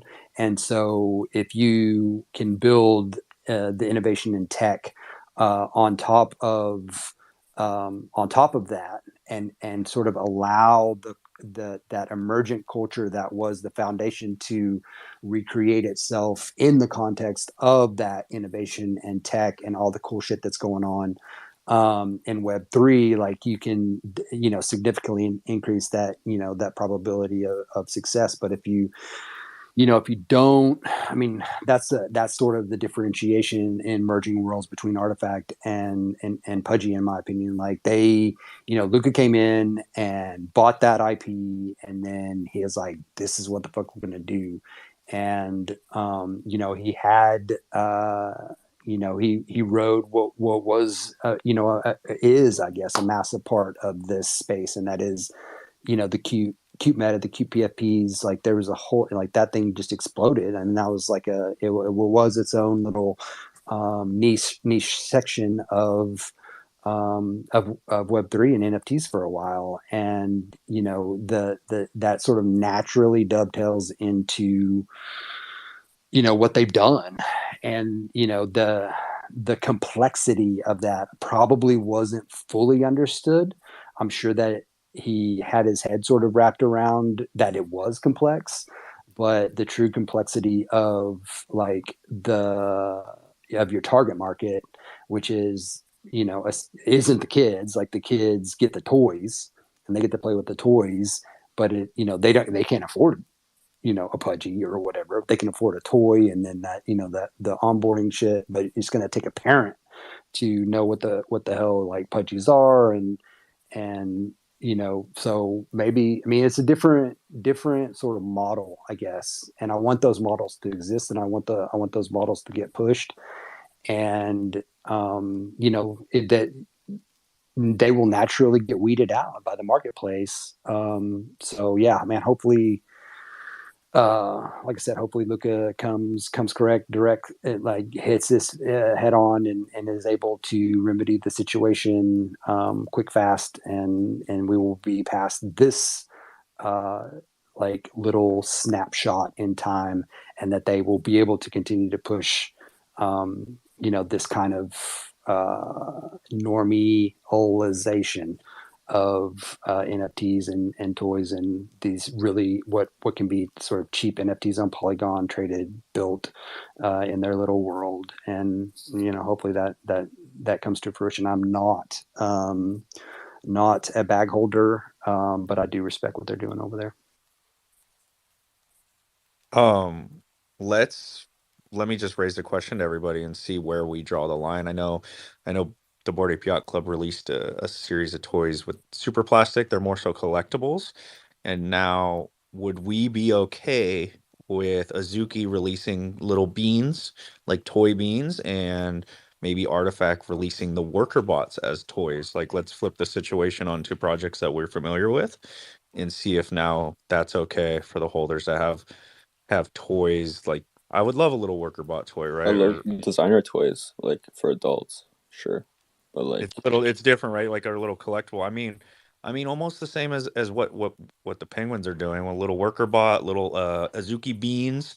Like, would we be cool with that, or we would think, is it because Artifact and Azuki operate at a different level? We think that would be kind of cool, or I'm just it's interesting because I could see that coming, man. I mean, Artifact drops a ton of physical stuff, right? Like everything from suitcases to clothes, but we know they do it at quality, right? So I just want to know where we draw the line at, like kids' toys, collector toys, and like bear bricks or like statues or something, Dre. They're like art, right? Where, what would we be cool with? Yeah, I mean, I think the most sort of important part is not just pushing like a standalone uh, thing, right? Is like you want it to be tech infused. It has to make sense. I think that Beans obviously is sort of kind of well, not even kind of. It is very much fully in that sort of cute meta, thing. Um, and like we hear a lot of chit chat around Beans plushies, and I think that there's sort of there's kind of overwhelming support for that to happen in a very similar vein as the Pudgy toys that came out, as far as like having them be PBT enabled, having you be able to scan them, having that sort of rarity aspect play in, like they did with the ambush hoodies. Whenever you scan the PBT and the ambush hoodies, you get the rarity factor of the NFT that populates. So yeah, I mean, I think it will be interesting to see how they approach that, most definitely, and definitely in the context of what we're seeing right now with Luca, because I know that Luca is really good friends with the founders over at Azuki, and is also like they're good buddies with Frank too. And I mean, I think that these conversations are definitely being had on the fucking regular between these young founders that have found themselves at sort of the forefront of this crazy ass fucking space. And they're cross pollinating ideas, trying to co-create, and it's super important part about Web3 and whatnot. So yeah, I mean, I would certainly want the bigger, sort of more prominent collections to do it if the fit's right. I mean, and I think it's hard to sort of wrap your head around what that is, but you hope that the team is sort of on top of that, and the vision is clear on sort of how to roll out in the future of that, and being able to be flexible and pivot if certain things aren't feeling right, or if you're not in sort of control, end-to-end control of the creation of the product, and there might be some quality control issues. There might be some issues based on what we've seen in the Pudgy situation, where your target market of the actual physical thing might be endangered. You know what I mean? And so, yeah, you hope that the learning curve on this, whilst steep, and can essentially be really easily sort of climbed and dealt with. As yeah, I don't know about the worker bot. Like I would, I feel the same way. I think it's I be think that animus. storyline will be fun. Animus. So, I mean, no, despite how you guys feel about the penguins and the toys being released, would you be cool with a toy line being released from the projects that you guys own? Like that? You think it'll be Animus? Yeah, because it means I don't need to print it. And it's just going to sit on my shelf, so I'll buy it. But I'm a different consumer. I'm a collector, so anything that comes out physical, I'll probably grab. You've got some toys of your art, don't you, Kane? I thought I've seen a few concepts you put up. Yeah, I have a printer, so I can do the concepts easily, but I don't have like any vinyl toys because those are pretty expensive to make. Gotcha. So I'll see you. What's up, brother? You came up here. You put something in the comments regarding the topic. The Bored Apes did release like a kind of like a collectible with super plastic, right? How did that go, and how did the community take that? Did they sell out? Were they popular? What's up, everyone? Yeah, I just dropped in the comments. I remember seeing something today around a drop that Pudgies were doing with Network as well. I think they also kind of dropped like that shark suit collectible, which was interesting to me because it's like they're almost approaching it from multiple directions. Like they're doing toys and collectibles that maybe younger audiences could select or could grab, but at the same time maybe doing something that's a little bit more hype, a little bit more higher quality, higher price, that might be something that's liked by others of their collectors, right? And so I thought that was an interesting move by Luca and the Pudgies from that perspective. I think with the Bored Ape ones, they ended up turning out pretty cool from the ones that I'd seen. The challenging piece is always the timeline, right? And so I think if there was a letdown for some folks, it was the production time, which I think we've seen across all these projects and even across the projects and artifact NFTs that we own, that to make something physical, to do it right, it's going to take time, right? And so I think that's something that a lot of people didn't necessarily expect with some of the super plastic Bored Ape toys, was the length of time it was going to take. But from those that I've seen, they've looked great, and I haven't heard anything bad from a quality perspective. I'm still looking to grab one at the right price point to grab one of the original ones, but yeah, I've heard good things so far. What's the supply on them, and what are they sell? The it's the main one. I don't remember the exact supply numbers. I know there were differences in supply amongst different versions. So I think there was like 5 or 6 different versions. There were mutant ones, there were regular Bored Ape ones, and then I think there were like gold and metallic ones as well. So a bunch of different ones, if um, and different versions of it too. So it was interesting from that perspective. I think the other piece that was cool was with most Bored Apes, you don't really see anything from the bottom down, right? And so you got to see like somebody rethinking, like, okay, what shoes are they wearing? What shorts or pants are they wearing too, right? And so they put some sneakers on the Bored Ape and some of that stuff. And so it's cool to see how folks are reimagining it. And there's even been folks in the community that have had their own models that have been put together. So Freeze Frame or Fries Frame, however you want to call him, has his own collectible that went out and was kind of made. And I think that's the exciting part, is to see what the community can think up and accomplish with the IP that they're given. And I think what I've seen from the outside of even Spirit DAO and some of the comics and publications that different people are working on, that's what I think is really cool, is when you see that creativity and the thought put into creating collectibles that are from even community members that you can grab and you can hold on to as well. Also, I like your banner, man. I remember seeing that artist back in the like earlier on in this crypto space. I clicked your profile and the banner looked familiar. Thanks, man. Yeah, it's been a minute. I probably should change the banner up and maybe throw my Don't clone in do it, it. Don't but do it. Don't do it. don't do it.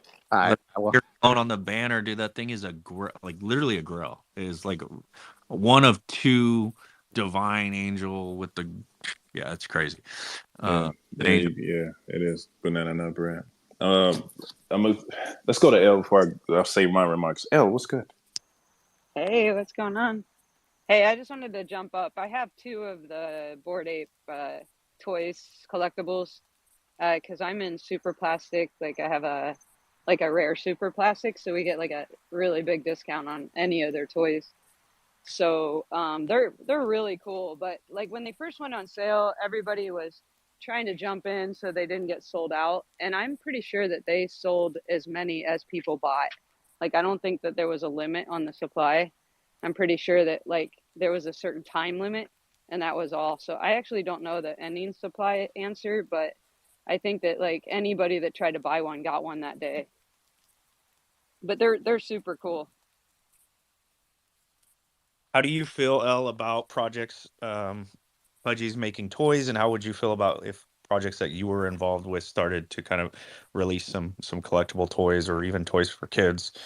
You got the super plastic already. I imagine you'd probably be pretty stoked. I'd be stoked for a worker bot, I'll tell you that. I mean, I think that each project should have a goal and stay in their own lane for what they do. I think Pudgy Penguins releasing a kid toy is perfect because we need people in the space that are bringing younger generation people into the space, and maybe even their parents or the teenagers will start to get interested in Web3 because of it. So I think that all of that's important, that we have like different, sorry it's loud, I'm walking, but that we have different like communities doing different things. We can't all do the same thing, obviously, but I would definitely buy a worker bot toy, more than one, probably. So I think it's kind of cool. After seeing Rupsy's worker bot with the little bad take shirt, bro, I would probably buy 10 for sure, especially if I could get a little mini bad take shirt on him. I'm gonna pin that to the top. Like that's the only toy that I want. No, I think you're right. I think not every project can drop black hoodies and attempt to do sneakers like we've seen some attempts. Like they got to there's got to be like a lane that you kind of stay in. I think Pudgy's kind of carving their own lane and potentially onboarding that younger generation, which when they grow up they might want something a little bit more adult kind of style, start buying different kinds of digital collectibles as well, kind of expanding their knowledge. Like I don't know how to look that far ahead, but I like the points that you made, honestly. I think you all are making great points. Y'all adding a more introspective view for myself as well. But I would say that I got to be real about it. To be honest, like my reluctancy to accept those moves are based off of, I dare say it, like bitterness that stems from how people try to play us and what's happening here with this brand building. And I just got to be real about that because we'll sit down and have a conversation with multiple personalities from multiple communities. And initially, when you bring up Artifact, it's a negative connotation added to the conversation. And they're like, what are they even doing over there? You know what I mean? They shoot it down. And then you start having a discussion about the facts of the execution here and the true utility. And it's like, yo, that's kind of crazy. That is kind of dope, though. That is kind of crazy. And it's always run. Well, I can't say a definitive term like always, but 90% of the time, that's usually how the conversations go. So it is a bitterness for me to accept when people come in this sector and they do these things, which are good ideas. I can't knock that. But when someone comes in here with great ideas, they're shooting them down, right? And even from now, I think it's being more recognized within the same communities that were supporting these projects and these project founders for quite some time. Today on Thread Got Space was a deep conversation about that. And they really started speaking about how NFT Twitter is dead. And they started going into the reasons why and what happened and how it led up to the point where it's at right now. And we got into a conversation about the toys coming from Bored Ape Yacht Club and Mutant Ape and how it was a letdown. And these are TG's words, right? Like it was a letdown. People, they weren't hype about the toys like that. They weren't hype about the merch because the quality wasn't where they thought it should be for the price point that they paid. They weren't hype about the heavy metal reveal and how it didn't go viral. and how those things are starting to show up as being drop balls.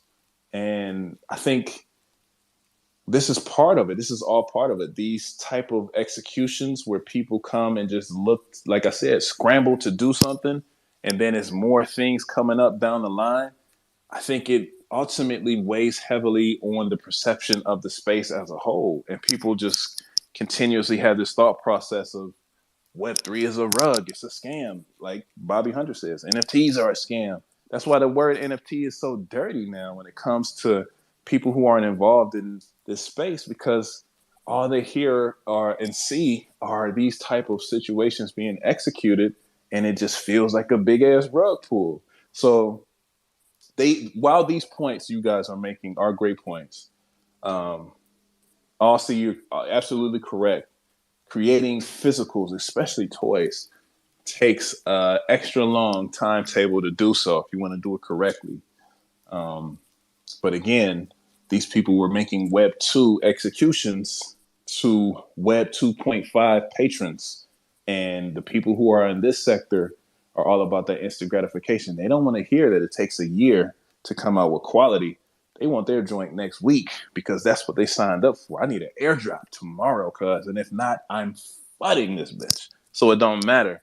But yeah, man, it's a delicate balance. These are great points. These are great takes. I myself would definitely buy a worker bot, and I guess I'm biased with saying that, but it would have to be the 4-foot worker bot, like the big body 1000% Bear Bricks or something like that. I'd definitely get one of those bitches. But at the same time, I would get one of those because it's not the lead off for the project. It's not the main utility of owning that project. Like, what else is it to holding a pudgy penguin? And I'm not shooting at them. I'm not trying to talk shit. I'm not trying to flood. Just asking a real life question because I am ignorant as an individual when it comes to their community and their project. So what else is it to it with holding it? I think you get a fishing rod. I'm not too sure. Yeah, look, I think it's like most of these sort of IP plays, right? It's content, you know. It's sort of like the creation of content and the creation of essentially a brand. So you have a brand, they put out physicals, they create content, you create episodics, you create film. I mean, that's kind of and I don't know, I'm not in budgies either, but I'm very interested to sort of drill down on what you said about like the bitterness bit. Like what makes you bitter, juxtapositioning something like what is happening over at Pudgy's with like these children's toys, essentially these tech enabled children's toys that, you know, provide NFTs and allow the holders to sort of go, you know, do pudgy shit in Pudgy world. And like Artifact, is it just like, you know, the fact that everyone's sort of fawning over Luca and what he's done over there, and like everyone's just sort of giving them the Pudgies and Luca the sort of the benefit of the doubt and praising, whereas you bring up Artifact and everyone's like, wow, man, fucking Artifact, you know. Is that it, or like where's the kernel of the bitterness in your mouth? Now I gotta lay down on the couch. This is turning into a therapy session, but it's I wouldn't say it's that, no, because honestly, I've heard nothing but great things about Luca. Luca is close friends to Pump, and you all know I hold Pump near and dear. So if he's cool with Pump, he's cool with me. I've never actually met him in person yet, but I've heard nothing but great things about him. So it's no shots against him at all, or the Pudgy Penguins, because I think they cute too. I like the content they put out. They jump on my Instagram feed. They give me positive remarks. Like, I love that shit. I'm not even gonna lie. It's not necessarily about the project per se. It's about the response that Artifact gets as a brand. That's what creates the bitterness for me. It's the fact that when we come into a sector looking for innovation, and then we come across a group, a brand, a community of people who are pushing and creating and executing this said innovation that we came into the sector looking for, and it's happening. right here in our eye, right in the present moment, and it's being shunned and looked away from, right? The things that are happening here are truly revolutionary things. But and everyone who came into this sector was looking for that revolutionary action in some form or fashion. A lot of people came in looking for the revolutionary actions just so they can capitalize on it in a monetary or monetize in it in that type of way. Some people came and looked for the revolution technology, but it was some type of revolution that happened here back in 2020 when things really cracked off. It was like, yo, this is it. This is the next wave. And we're here watching the next wave of the tsunami happening, and people are flooding it because it's not the community that they're part of, or they're disregarding it because they didn't truly jump into the community. Or honestly, if you want to be real, it's because the culture was not here to grasp and hold their attention while everything else was going. Basie, Macy, and I talk about this all the time. I talked about this on Thread Space earlier. They infused the hip culture, the hip hop culture, the pop culture into their project early. That was the one smart thing that they did. So people came into their project in droves thinking it was a quote unquote cool thing to do. And they jumped and dove in it head first. They didn't care about utility per se because they were receiving ridiculous airdrops that was creating money out of air. Crypto bros creating money out of air, like the congressman said. And that's why everybody loved it so much. And it was cool. They had 8Fest, Lil Baby, Snoop Dogg, Eminem. We know the story. So everybody was like, yo, this is the cool shit. Let's rock with them. So when they rock with them, and then they actually was a project that dropped true utilization of innovation, people was like, oh no, we over here with the cool shit. We not rocking with that. And then Artifact kept coming like, no, this is some really innovative shit happening. This is some great innovation happening. Pay attention to this. We got one thing in front of another, in front of another, in front of another. And they just totally try to ignore it. No, we still, us over here, we doing things. And then, Utes, and nothing against any of these other projects I'm speaking about, but just giving examples to answer the question. Utes coming up. Let's pour drinks in our shoes. Let's do shoeies. We got this. It's going to be fire. It's glad. All that young energy, right? And they over there doing that. And they think that's what it's about. And for them, it could be, right? I'm speaking from an individual perspective. But when it comes Yeah, dude, down I think to that's the point, right? utilization, but speaking about utilization of true innovation that's here, that people are looking for, is being shunned. And that's why I guess the bitterness comes because I can see the trajectory like many of others who are here within this community. We know what's happening and what's coming in the future. It might not be there quite yet now in the present, but we know what's happening. And that, I guess that's where the bitterness is. Like, yo, you looking for it, here it is right here. You're ignoring it.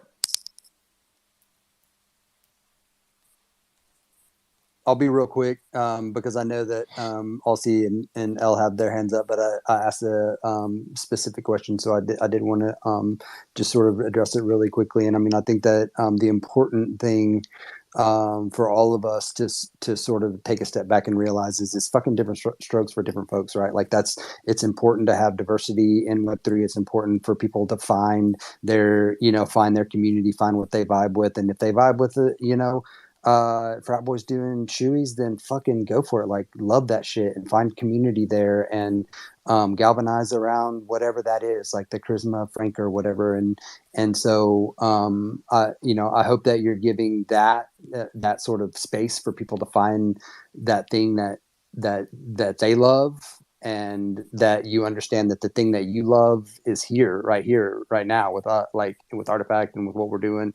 But I know that you are a lot more front facing than a lot of us. So you like, because I don't see FUD on really Artifact that much anymore. Like I saw for the first time in a long time today. But I really don't see much about it anymore. And I think that has a lot to do with how things are being executed at the moment. But you are, of course, a lot more front facing, and like out there with even, you know, normies on some of the panels that you're doing, and so forth, and having to deal with people just not fucking getting it. And then when you explain it, like whenever you kind of dumb it down and explain it to them, they're like, oh yeah, that's just fire. I want to be with that shit. And you're like, but try to tell you, but yeah, so there is sort of a little bit of a bifurcation between, like, you got to just let people do whatever the fuck they want to do, and vibe with that shit, and like let the diversity of the space claim its people, and you know, allow them to have a difference of opinion, and not like be affronted by that difference of opinion, even if they're all up in your face about it. Just be like, back up out of my face. Like, you stay in your lane, I'm gonna stay in my lane, and we'll be cool. But, you know, just don't, you know, get out of my face with your shit, because I got my shit over here. And like the importance of the diversity and the resilience of Web3 in general, and everybody sort of finding a home here. No, that's a fact, and that's an excellent point. And that's honestly, those are words that I have to reaffirm to myself a lot, because that is all true. You know, different strokes for different folks. It's not for everybody, and they're not gonna want to be a part of it, regardless of how I may feel or the passion that I have for it. So I appreciate you saying that, and you're absolutely correct.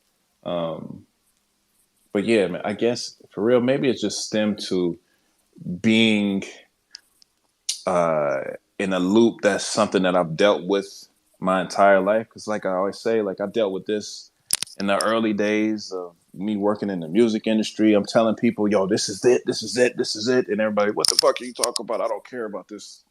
His voice sounds like a chipmunk. You know what I'm saying? And then it turns out this motherfucker is the greatest star of our generation. You know what I mean? One of the best, whatever. But that it is It's part the of that. curse of a trendsetter, man. It's the curse of a trendsetter. It really is. And That's a I try to fact. onboard my Right. family. The people that listen to me is like the people that don't even know me, man. Like Let's I got these patients on the beds, yeah. and I'm telling them about this whole thing, and they seem interested. But I don't know. It's a Did subscribe thing. Nobody like to listen to subscribe. did did all C or L have their hand up first? Rock, paper, scissors, 12 3. I think Aussie was first, yeah, and L was second. cool. But I mean, Aussie can be a gentleman. Let L go first. I don't know. Yeah, Depends you can on go him. first, Al.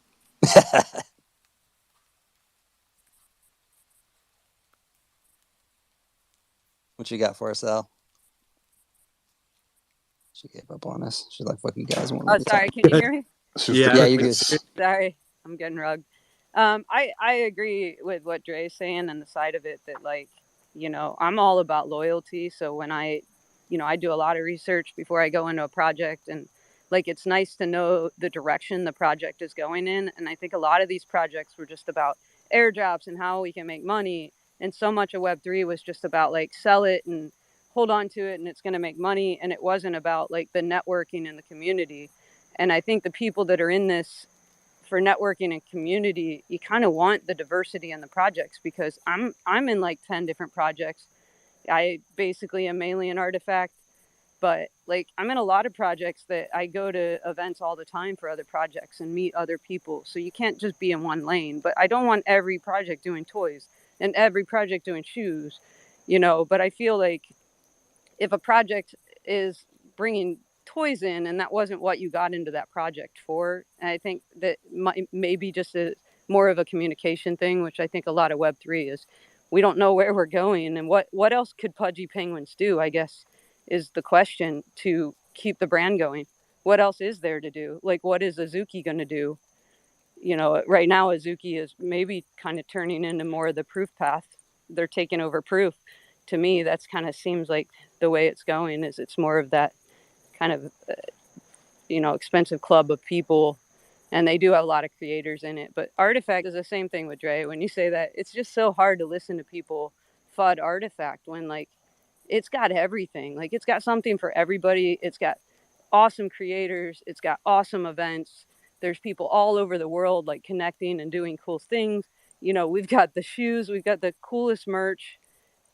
It's just crazy, but I think it's just what you like. I mean, I see so many people wearing those yellow Adidas jumpsuits proudly, and that talks about loyalty. I think we just need more of that in the space. Like, I mean, not all the drops are going to be what you want. If you go to Disney and you go to the Disney store, you know, you can walk in and, I mean, Disney's top quality, and there's probably only a couple things in the store that you would buy. And I think that's another problem with when these projects decide to drop one thing, you know, they're never going to please all the holders. So, you know, you really can't have a merch store. I know I have a project and it's hard to have a store. You kind of want to do it one at a time and like feel like you're delivering something. Everybody wants something all the time. So it's like, oh, I'll come out with the t-shirt and then I'll come out with the sweatshirt instead of just having a store like Disney would, you know, to push you into a store. But like, you're never going to please everybody. And I think that the biggest thing is for these projects, nobody really knows where we're going in the space or what's next. So I think it's really hard, like as a founder or as like a, you know, anybody in the space to know like what's next for NFTs. Like we don't know where it's going, but I think Artifact is like kind of the only one leading the way. I mean, obviously Bored Apes is kind of a whole different level. But they're kind of following Artifact. Everybody's kind of following Artifact while they're fighting it. So I think that's I mean, we definitely know what our utility is. So I get you, Dre, when you say you hear the FUD and it's just like, how can you FUD us? I don't understand. Like, you know, look at what we've done so far and how much we've done and how often we've done it. And they have just delivered and delivered and delivered. And these other projects maybe come out with one thing once in a while and then that's it. So yeah, I'm with you, Dre. I'm gonna take a nap too after this. I'm gonna go ahead, Dre. No, I just wanted to. I didn't lost my train of thought now, but that was an I know where excellent point. Excellent point. I know where this stems from, Dre. There were when the pudgies were pumping and they started to flip a lot of the projects. They flipped the clones despite being like a 20K collection. There was a thread, and in the thread, it was a massive artifact thread saying that Artifact wasn't doing anything. They just got flipped by pudgies, and I'm sure that has like a trigger in you. So you see now it's kind of starting to bring up those memories. I remember the thread specifically, um, and we were in it. Like, what do you mean we're not like doing anything? This was before they had toys too, so get that. So, but all this goes to show is that you in Web3 you don't need shit. You could just have community to pump your floor, and you could just have culture and memes, and your floor will pump. Like, unfortunately, you could have the coolest shit in the world, and it don't matter. People would prefer to be in a community where we're slamming shoeies and having penguin memes like, and that's the space we're in. And I think Gillen made a hell of a point, and it's just that's just real. Like, memes win and community and culture wins, right? But we're gonna build that here. Like, we're gonna have both. But Galen made a hell of a point. Different strokes for different folks. Like let's do Snapback. He's my friend, like a close friend. You know, Snapback could probably drop hundreds of dollars in the Disney store, right? Buying merch and shit. That's his shit. Like, he loves it, him and his kids. I won't spend a single fucking dollar in Disney. I don't want anything from Disneyland. I don't want any clothes. Different strokes for different folks. You know what I mean? I know that stuff's expensive. I don't spend a lot of money on clothes. So I think that's a real life example of kind of the microcosm that we're living here too. That's what I wanted to Yeah, I say. wanted to That's what I wanted make to a say. quick We got to get the alt statement though, about. guys.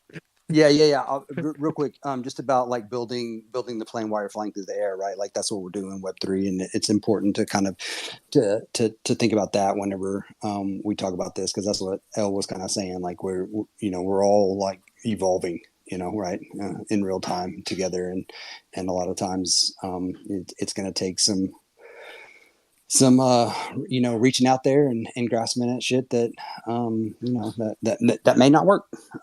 So you just go back and try something else. Sorry, Aussie. Shoot. No, Get us you're good. alti. I think what all of y'all have been talking about reminds me of something that a story my grandfather used to tell me, which was about when he was working at Polaroid back in the day. And for anybody that doesn't remember Polaroid, right, it's like a film camera company. And as digital photography was coming on the scene, he was in a meeting with the CEO trying to let him know, hey, this digital photography trend, it's something new, it's coming on the scene. It's something that we might want to look into and research a little bit. And his CEO told him, the CEO at the time told him, hey, when will people finally understand we live in an analog world? That's all that matters. An analog world is what it's all about, and this digital photography trend is going to run out and become nothing. And I think, like, hindsight 2020, Now we can all say like we don't we don't live in an analog world, right? And some of those things that we're seeing that Artifact is doing, and some of these things that we're all talking about here, are things that we can kind of maybe forecast or see in the future how powerful and how impactful they can be, right? I think that's the part that's most frustrating, is it's hard to convey that to some folks that just can't seem to get it at this point in time. And no matter how much we talk with them, no matter how much we share with them, they might not realize it until it's finally here. And so I think that's the best thing about having some of these communities on Twitter and in Discord, is that you can talk with people that do get it, and you can work with those people to help further and push forward the initiatives around this tech that you believe in. That was it right there. That's what I was trying to say too. Thanks, LC. He came with some bars. Dude, at one point, the internet was a fad. There were a lot of people who didn't want to adopt the internet. And then they went on to not wanting to get a website for their small business and not needing an email. But there were people like us that were going, no, you got to get in on that. You got to get an email. You have to get a website for your business. You have to. And they were stubborn. They don't, people are stubborn, man. They don't like change at all, and that's all right. I don't pressure or push a lot, right? Like I will present information and I'll educate, but I'm not gonna change someone who's stubborn. It'll be when it's too late, or not too late. It's just down the road when it finally clicks for them. That's when it'll click. Great points, I'll see for real. Uh, Shadow, I think, had his hand up next, right? Shadow was good, man. I'm not. I'll be real quick. I just wanted to kind of jump in and give I guess, a totally different perspective. As someone who is not really new to the OpenSea game, but has been aware of it, but has been diving into more digital collectible plays the past 2 years, I can say, as someone who has seen some of the FUD towards y'all's community more recently. I saw one about Blur, and then I saw a guy that was basically just doing a technical analysis of his opinion of the project, and he didn't mention anything about what's coming out in the future. I can definitely say, y'all's project is doing more broad things and thinking more outside of the box, and will be reaching more people who are either A, new to NFTs, or B, wanting to actually join into a community and not like a crypto bro, like kind of like I'm just going to call it just cult-ish type of field. Most everybody that I bring up that either is also trying to convert over to more of a serious project or get more involved with like Nike and Artifact, that type of deal, it kind of blows their mind when I kind of go down the list and say, yeah, so they got this, and this going on. If you like luggage, they got this, and this going on. They got this and this going on. And it's like some of these other projects, they just have, we got a game coming and we got some airdrops coming. And that might sound good to somebody who wants to make money. But I think y'all have talked about before that eventually it's kind of like that whole like, and here's another airdrop and here's another airdrop. Like that eventually is going to either dilute your whole kind of like deal you got going on, or you're just going to create a culture of people who are just money hungry. And the more you give them, the bigger they'll get. So that beast will never be full. So personally, I guess for people like in my position that are like, yeah, keep the FUD going because I still need to get my clone. I feel like it's going to be a situation where the coming years is going to be kind of a just watch and see. Because I think people, as a gamer myself, I have hope for NFT gaming, but I have yet to see something that's I feel like it's going to be like, holy snap, like, let me just get all these people who don't know about NFTs and let's join this big project over here and just go into gaming. But clothing, high fashion, luggage, physical type of items, and just multiple types of physical items, that is going to connect to people a lot quicker than some of these other big aspirations, I guess you can say. But yeah, from someone who doesn't have a clone, who didn't even know anything about this project 4 weeks ago, that is my opinion. And that's a lot of other people's opinions as well that are switching from digital to like OpenSea. It's a Yo, great take. I mean, the reap what you sow bit of that take was like just super spot on. Like these founders really need to wrap their heads around that particular point, and because it's so key. You do reap what you sow for sure. it's yeah. You killed the take. I've actually heard FUD before that Artifact has too much going on. The ecosystem's too big. And unfortunately, some people, they just like simplicity. They don't want to be overwhelmed. They just want, oh, we got our NFTs and we have our toys. Like, that's all I want. I don't want nothing more than that. I've actually dealt with FUD where Artifact had too much going on. Like, they couldn't keep up, and it was like turning them off. And I don't know, man. That it happens. To your other point, though, in gaming, if you like NFT gaming, in my opinion, all it would take is one easy announcement with Sony or Epic Games, and Artifact will be the leader of gaming in the space. One partnership, easy, breezy, because they have those kind of connections. I'm not saying that's what's coming, but the type of connections and the type of partnerships that they've already done and that they could do could easily sweep the space in gaming, and be right up there along with Board Ape Yacht Club and other side coming out. Would be the two leaders easily. It's not an announcement that's come out, but it's something that's a easy possibility to take or make happen. And compound, and sorry to jump hands, I just want to reply to what you just said. That whole bit about Artifact having too much, believe it or not the people who are like there's too much going on are probably the people that are like they feel as though to be a part of the community, they have to have everything. But what I think it's going to do, like what I'm seeing on my end, is just that offers different avenues to people to join and be a part of the project at their own pace. And maybe they just like luggage and they've never touched NFTs at all. Well, there's an option now for them within this project, and they'll create like a group around it or whatever. Maybe there's other collabs down the line. Maybe they just like shoes, and maybe they will maybe not ever own a clone, but they will always pick up Ford shoes, Hub shoes, like all that stuff that comes out. There's going to be those people that will just join in just those subcategories. So I think the whole there's too much going on, that's actually going to be a huge catalyst for you guys, because that's going to create subgroups within the big overarching group.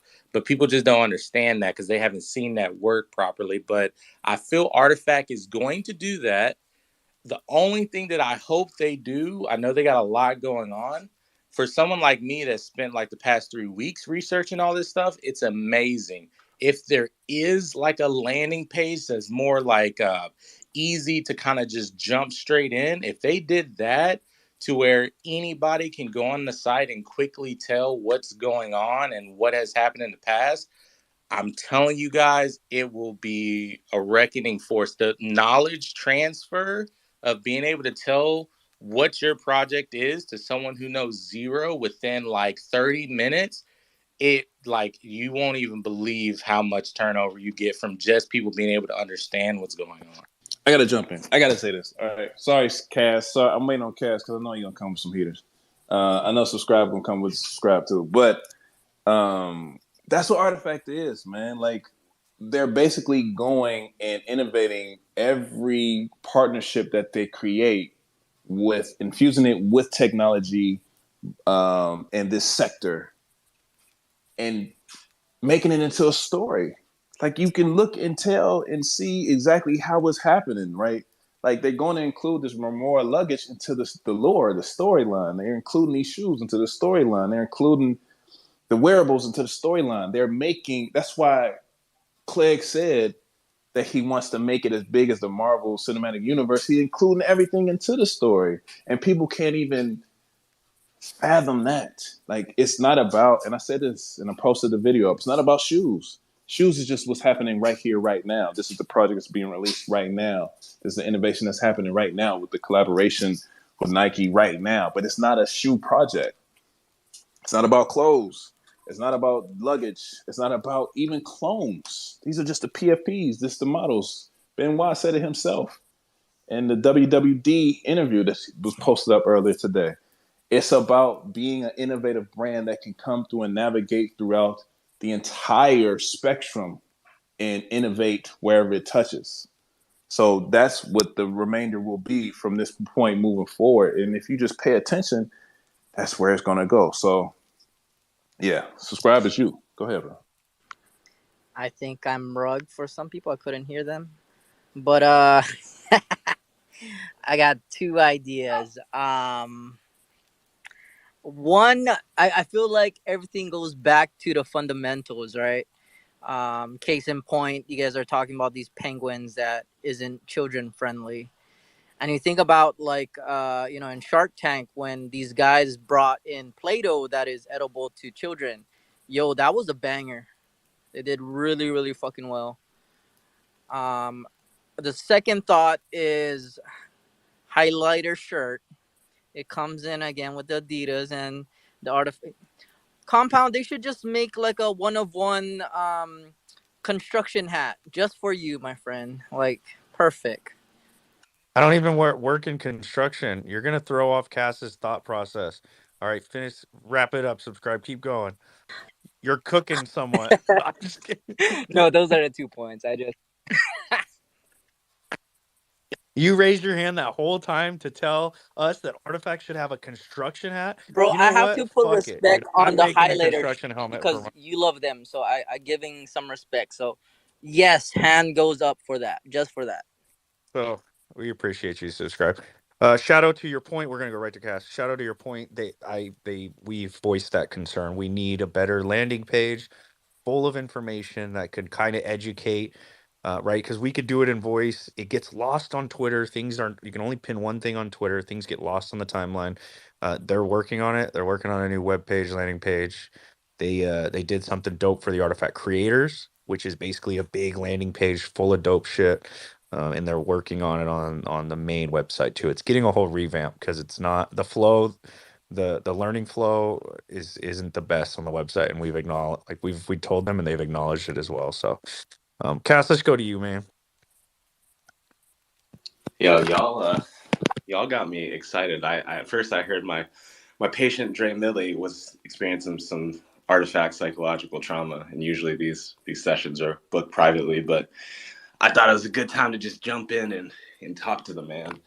But also, y'all just like everybody from All C to Shadow to even Subscribe's hard hat idea. We can run with that. Don't worry.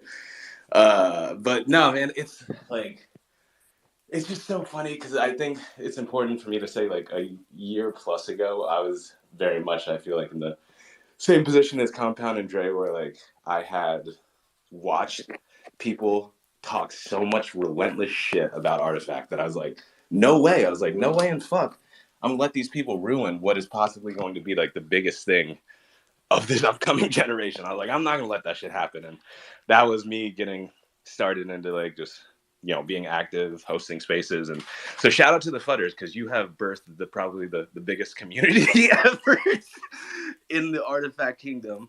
But aside from that, I think the funny part is like, I definitely know some of the things that are supposed to happen. I know some of the goals that the team have, and it's like it's just one of those things, man, where I personally like I just get to laugh and like realize that I'm lucky to be in a position to see some of this at like the forefront. And then I also laugh because like there's just shit like I think All C said it or somebody Shadow is just gonna be a watch and see.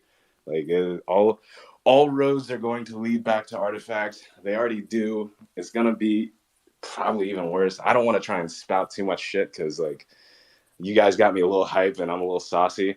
Bro, don't give So, up the alpha. Do not give up No the alpha alpha. from you, bro. Unless you're Yo, gonna tell us when those glasses are coming out, I don't want to hear it. Yo, don't fud. No, let that man cook. Let him cook. Let him you cook. just muted him. Continue. oh damn, this ain't a recorded spaces either. Ooh. Nah, Let that man no, cook. no. You're gonna get him in trouble, bro. Nah, bro. All I was gonna say is like I think I've said it before, but it was times I was saying it in the midst of the fun, and I understand that like people weren't ready to hear it, and they might not be able to be ready to hear it, now or 6 months from now.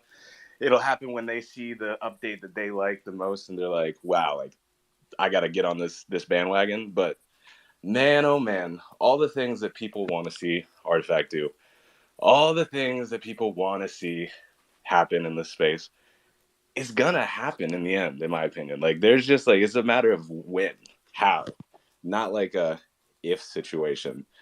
And then the if part is like, if people are on board and who the people are on board, how are they going to take part of this journey? And that's the fun part for me, because I get to be there to help try to pass some of those messages along. So we getting hard hats for everybody, baby. Let's go subscribe. So Fucking when hard Dre getting hat. the pill, or Let's we Yo, forgot about that already. don't FUD it. Let me speak. Let me speak, guys. Yo, let him cook. the hard hat, bro.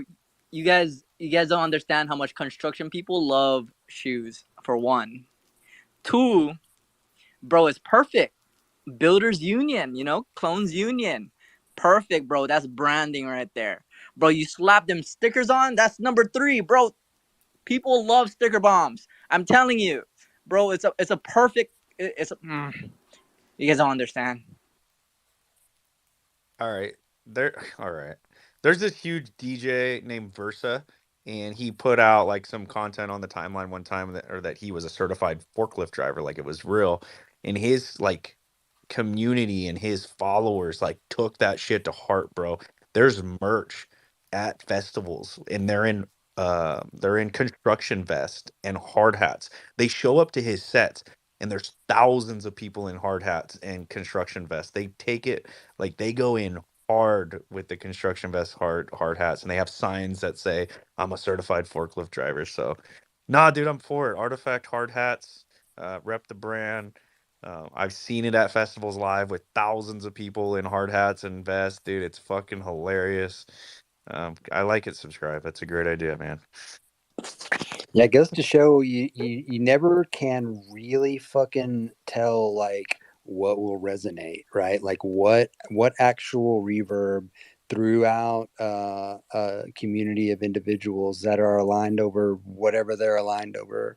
How that sort of little bit of reverb or information flow it kind of catches fire. So it's a really, I mean, it's a poignant point for sure to sort of think about how that happens, and it's also important in the context of what Kaz was saying is like, we have to sort of be thankful for the FUD and the FUDders, because all that does is make us stronger.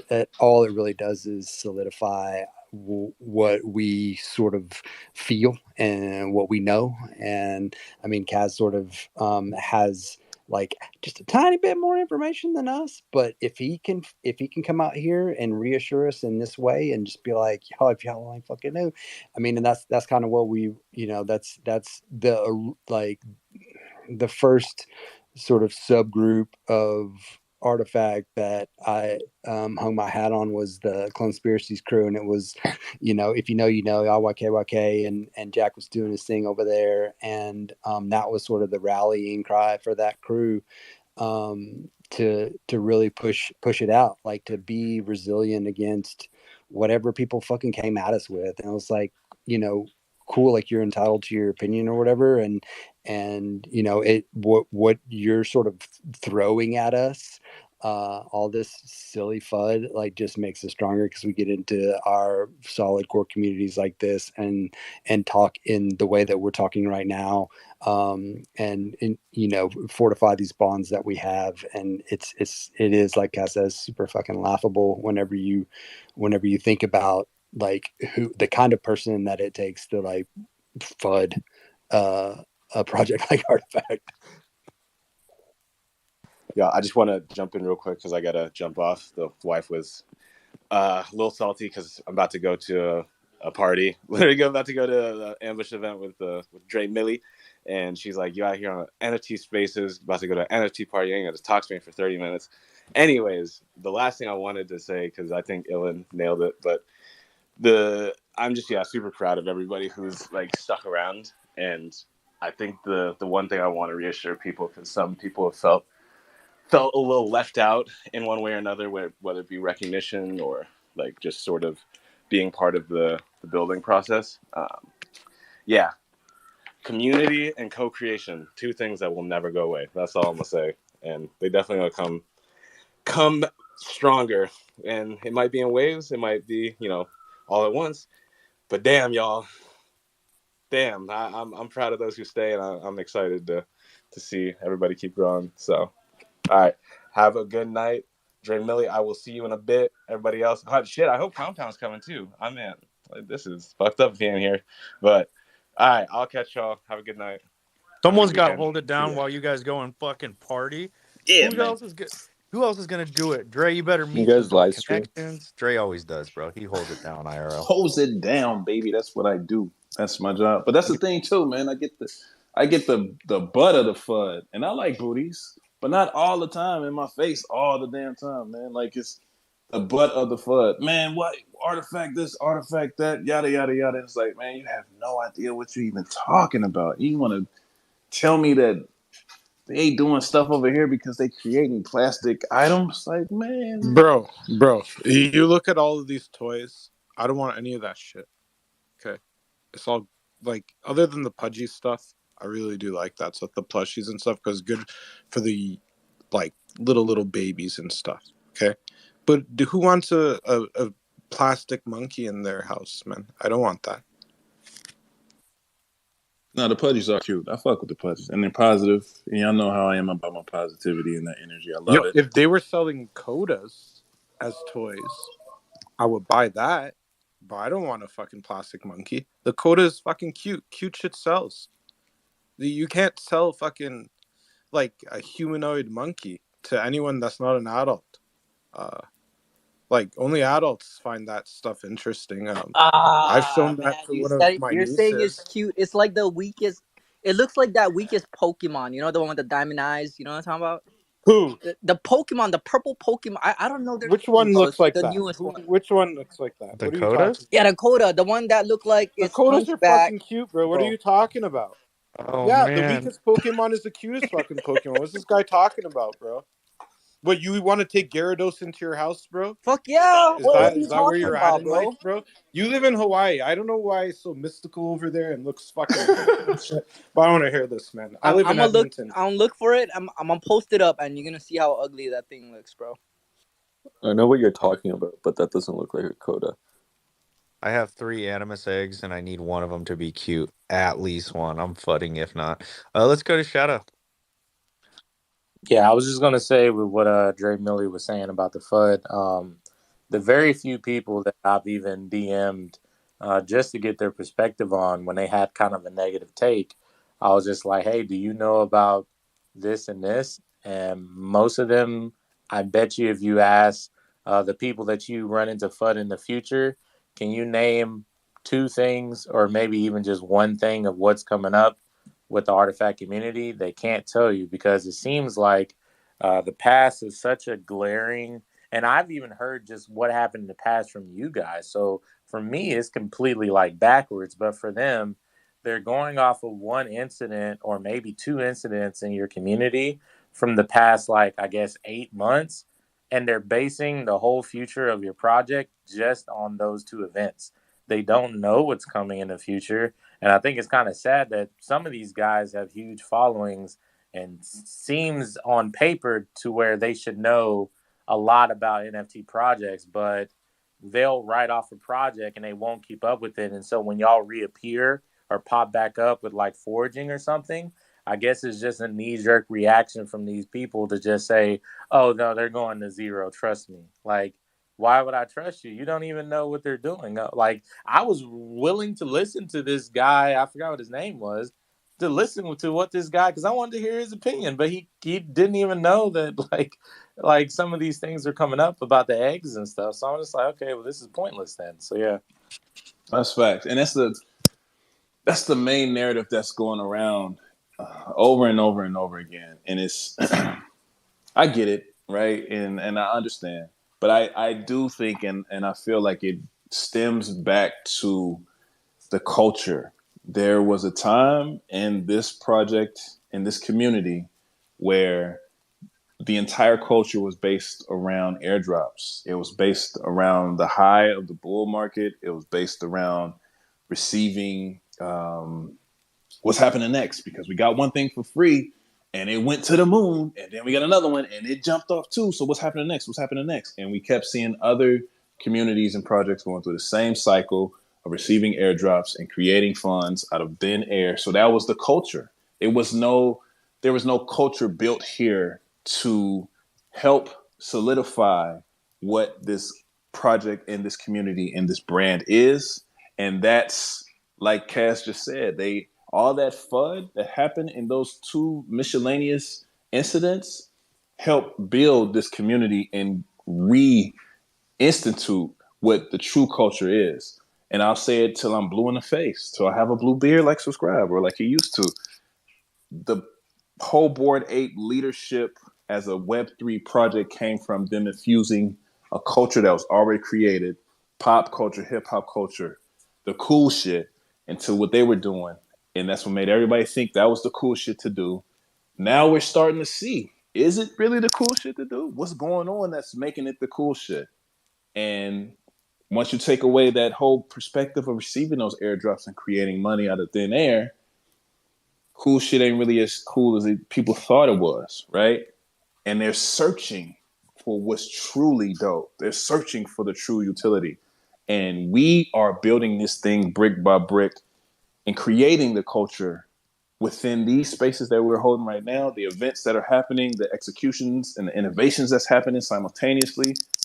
This is the infiltration of what the culture is and should be from this moment forward. And that's the main thing of me being here for real, is helping to build that cool shit along day by day and showcasing, like, this is the dope shit. Y'all, I understand why y'all was chasing after the monkeys before, but this is the dope shit over here. And you'll get it.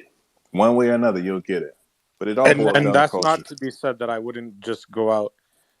As soon as I get I have other people that I'm dealing with the same weird stuff with, and as soon as they all send me back my ETH, I'm definitely buying that Bored Ape. So, I'm one of those people that likes the monkey JPEGs. I just don't want the toy in my house, and I'm sorry. But let's say this. Let's even go to this question. The people who like Kuro, you like the monkey JPEGs. You just said that.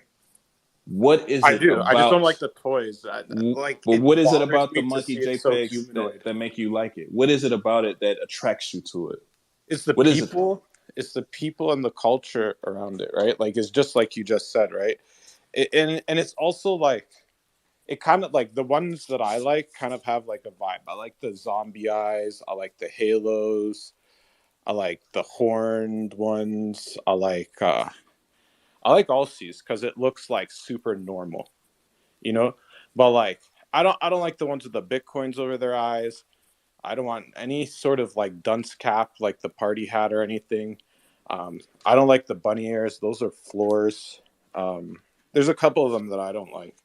And so it's the aesthetic that you rock with. Listen, I'm gonna frame it like this: we as human beings associate things being great by the price that's associated with it, and that's not for everybody, right? Not everybody does that. I can't stereotype everybody and say that, but as a majority, that's what it is. That's why people prefer to drive a Mercedes over a Kia. They prefer to have a first class seat over a coach. They prefer to put a shirt on their back that says Gucci, Fendi, or Dior over Walmart or Gildan. It's because the price point. And this goes back to the conversation we had with Vince. Does floor price matter? And when we were going back and forth and people were saying, yes, it does. Some people were saying, no, it doesn't. It has that duality that's approached or attached to the entire conversation because the perspective of it gives it the provenance of saying it does matter because of the floor price. That's why people fucking with these monkeys, straight up and down, because of the floor price. And it was one of the things that led the way when it came to the sector and cracked it off. They were the grandfathers. They were the Bitcoins, so to speak, of NFTs. And the floor price is there. People who see and who carry this monkey is no different from a woman carrying a Birkin bag, hopping into her G-Wagon. It's the same situation. The people who have these, they look at them and say, oh shit, that's a Bored Ape. They got it.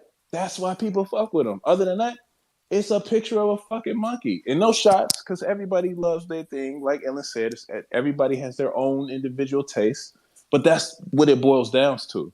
Because if on the flip side of things, and I'm sure anyone and everyone could probably agree with this, if it was a picture of a dog head who were leading the floor price or came out with all of the things that Bored Ape did, people would be having dog head PFPs. So that's what it boils down to. It's not necessarily the monkey, like, oh, this is it. I love the art. Because, yeah, you know what I mean? I It's don't the subscribe to what Kuro said about the bunny ears. Like, yo, that's what I'm saying. It's the P, it's what it My bad. does with the situation, right? That's all it Oh, is. Yo, he waited sorry. that whole time to say, "I don't subscribe. I love it. Subscribe." No, I accidentally muted. I did not. It was on accident. Yeah, I have a different take, man. I actually have gone through the Bored Ape Yacht Club collection, and I prefer it over the mutants. Although me and Shauna did get a mutant ape to stake, right? The financial reasons, but I think Dre's right that like the higher the floor price on any collection, the sexier it looks, right? Like the D gods at 9 ETH look way better than those D gods under 1 ETH. I don't know why. The D gods are ugly as shit, but they look better at 9 ETH than they did under 1. But or clones got some ugly ass clones out there too. Like every collection, it's different strokes for different folks, man. Like it's every collection. They look better. They cost more Why money. can't I mute this guy? Dude, yeah, you hate when I say there's ugly clones, but there's some ugly clones, bro. Kuro. No, there's some smack ass Bro, clones out Do there. you Oh, I know how see. one much? day when I can dox my wallets, once I figure out how to transfer NFTs without you being able to see where they came from and how I got them and stuff. Um, not that I stole them or anything. It's just like the ETH is not it's from DevWork, right? So I don't want to share what I don't have a resume on purpose, man, because when I got into this space in 2020 when I made this account, I was kind of foolish and I just did dev work for whoever would pay me, and that was kind of a problem, if you know what I'm saying. Got that dirty money. We already know, Carol. Well, It's all good. You can be cured, but buying me a remote bag, unfortunate, and not telling me about it. So I'll, I'll see might have a different take because I believe he minted, like, or he was pretty much near mint. So he's liked him when they're expensive, and he's liked him when they weren't expensive. So what's up, Allsty?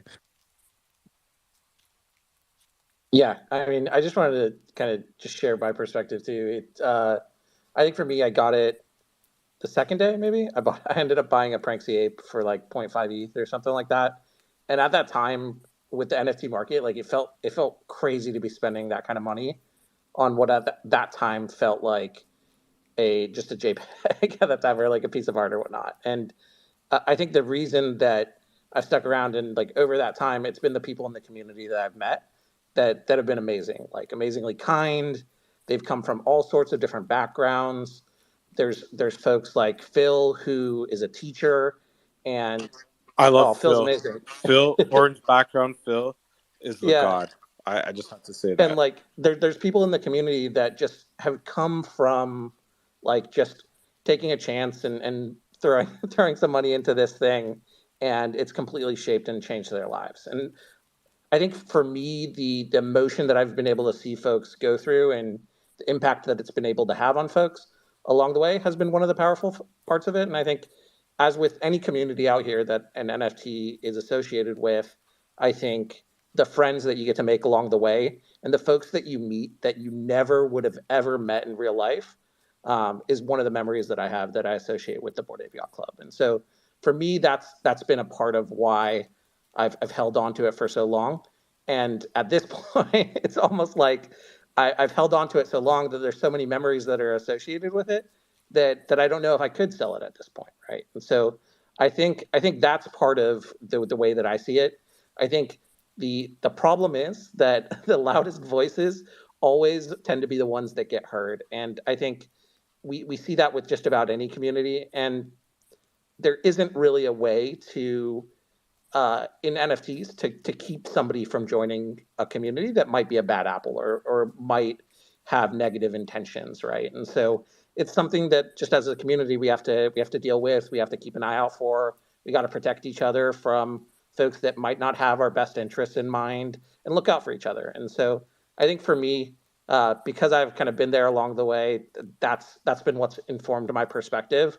When these things were going for like zero point 0.5 ETH, people were throwing them around like crazy, right? Trading them around, finding something that they like the look of, the vibe of, meeting new people, creating clubs and subgroups. Like all the DJs were grabbing DMT apes at one point. People were grabbing cheetah apes at one point, and so I think that's the most amazing thing about NFTs is you get to find common ground. You get to trade, collect, see what's cool, find folks that agree with you. We make jokes about right angel clones, demon clones, and getting to have some of that fun along the way is the best part about all the stuff that's going on in the space. And so that's why I hold on to mine. And I think it's all about learning from each other and trying to grow and push the space forward. And no matter what PFP you have, as long as you're doing that, I think that's a win in my book. I agree. Great take, Merging man. worlds, Yeah, merging man. worlds. Yo, It all imagine comes down to the the community. nicest table at an Azuki party is going to be all clones and people that have Azuki assets and clones. It'll be a little mix of both, which is cool. Bro, it's such a fire combination because it proves the point, right? It's like if we all like the art that we're buying and the assets that we're buying, and they all have different benefits, there should be no division in this space right now. There's not enough people to argue, to be honest. Like today even I could have like dragged Homeboy through the dirt, but you could hear it in my voice that I was like trying my hardest not to like. I had a good support structure with the two co-hosts that I chose because I knew that they would tell me to stop. It's the first recording I've ever listened to. Dude, I saw you guys went by the hand system. Really good. No, that was a good space, man, and I'm extremely proud of you, bro. Like I was in a group chat and somebody else threw it in there. I had another meeting, so I couldn't jump in and listen to it all, but somebody else threw it in a group chat and they was like, "Oh, I love the drama," and I'm like, "Oh shit, Kuro." So I jumped in and it was handled so well. And it was so not what I thought it was gonna be. I thought it was gonna be some blah blah blah blah no da, da, da. And it was just like, yo, I appreciate this. Thank you very much for that. Digital, how are you? And he was like, no, I gotta own up to this ownership. I'm here changing every single day. I'm like, oh shit, this is amazing. So I am extremely proud of it because I've seen you go into Demon Time and I know what it's like. So I just thought it was gonna be some handles flying and pots and pans and dogs and Bro, cats. if I didn't have you guys in my life, this space would be very different right now. I'd probably be fucking hacks at this point. Okay. The support structure that you have is very important. It means everything to the way that you execute, that you do anything in this space, right? Like, I had a friend, my friend Yogi called me after. Shout out to Spirit DAO. Love the Spirit DAO. And he just wanted to talk, and that means a lot, because it's like there are very few people that I've had the opportunity to meet and give my number to, and I don't like I have friends in Toronto, right? But all my friends in Toronto are drug dealers or rappers, and I'm trying to stay away from that lifestyle and that kind of headspace. You know what I mean? I've lost like probably 20 or 30 people I've known in my life to violence and stuff like that. And I don't think that violence is the way to solve anything, even verbal or emotional violence, let alone physical, right? I make a lot of jokes. That's why, like, I seen a couple of people in New York that said they were going to slap me. I went to go see them and I was like, all right, hit me. And they're like, what the fuck? You're so much bigger than me. Why would you say that? And I'm like, because you have that energy. If you need to take it out on someone, I can take it. So before you go and you hit someone that's smaller than you and go to jail, you might as well, try and see if you got it or not. That's what's up. Don't hit me. You see me, guys, because it's not gonna work out well. But no, honestly, I was gonna say this too. Like you, I'm not here trying to put down any other project or say they're wrong for investing in it or being a part of it or enjoying the community. I think that's one thing that we all find homage in is the community, whatever it may be.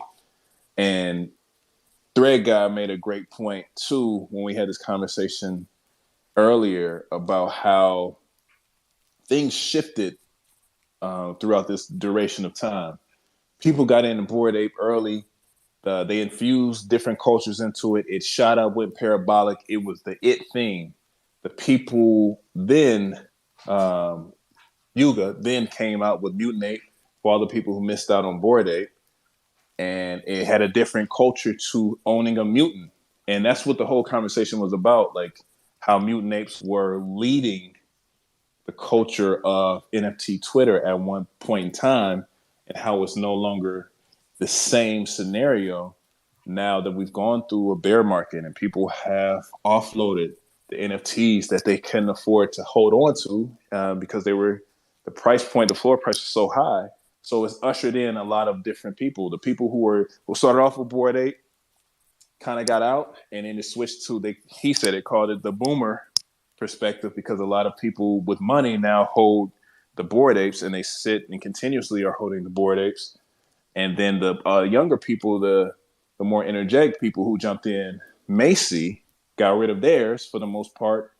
They spoke about how NFT Guide got hacked and all of that stuff, and removed him because he was the main voice of the mutants. And that was really basically like Thread Guy and a couple other people.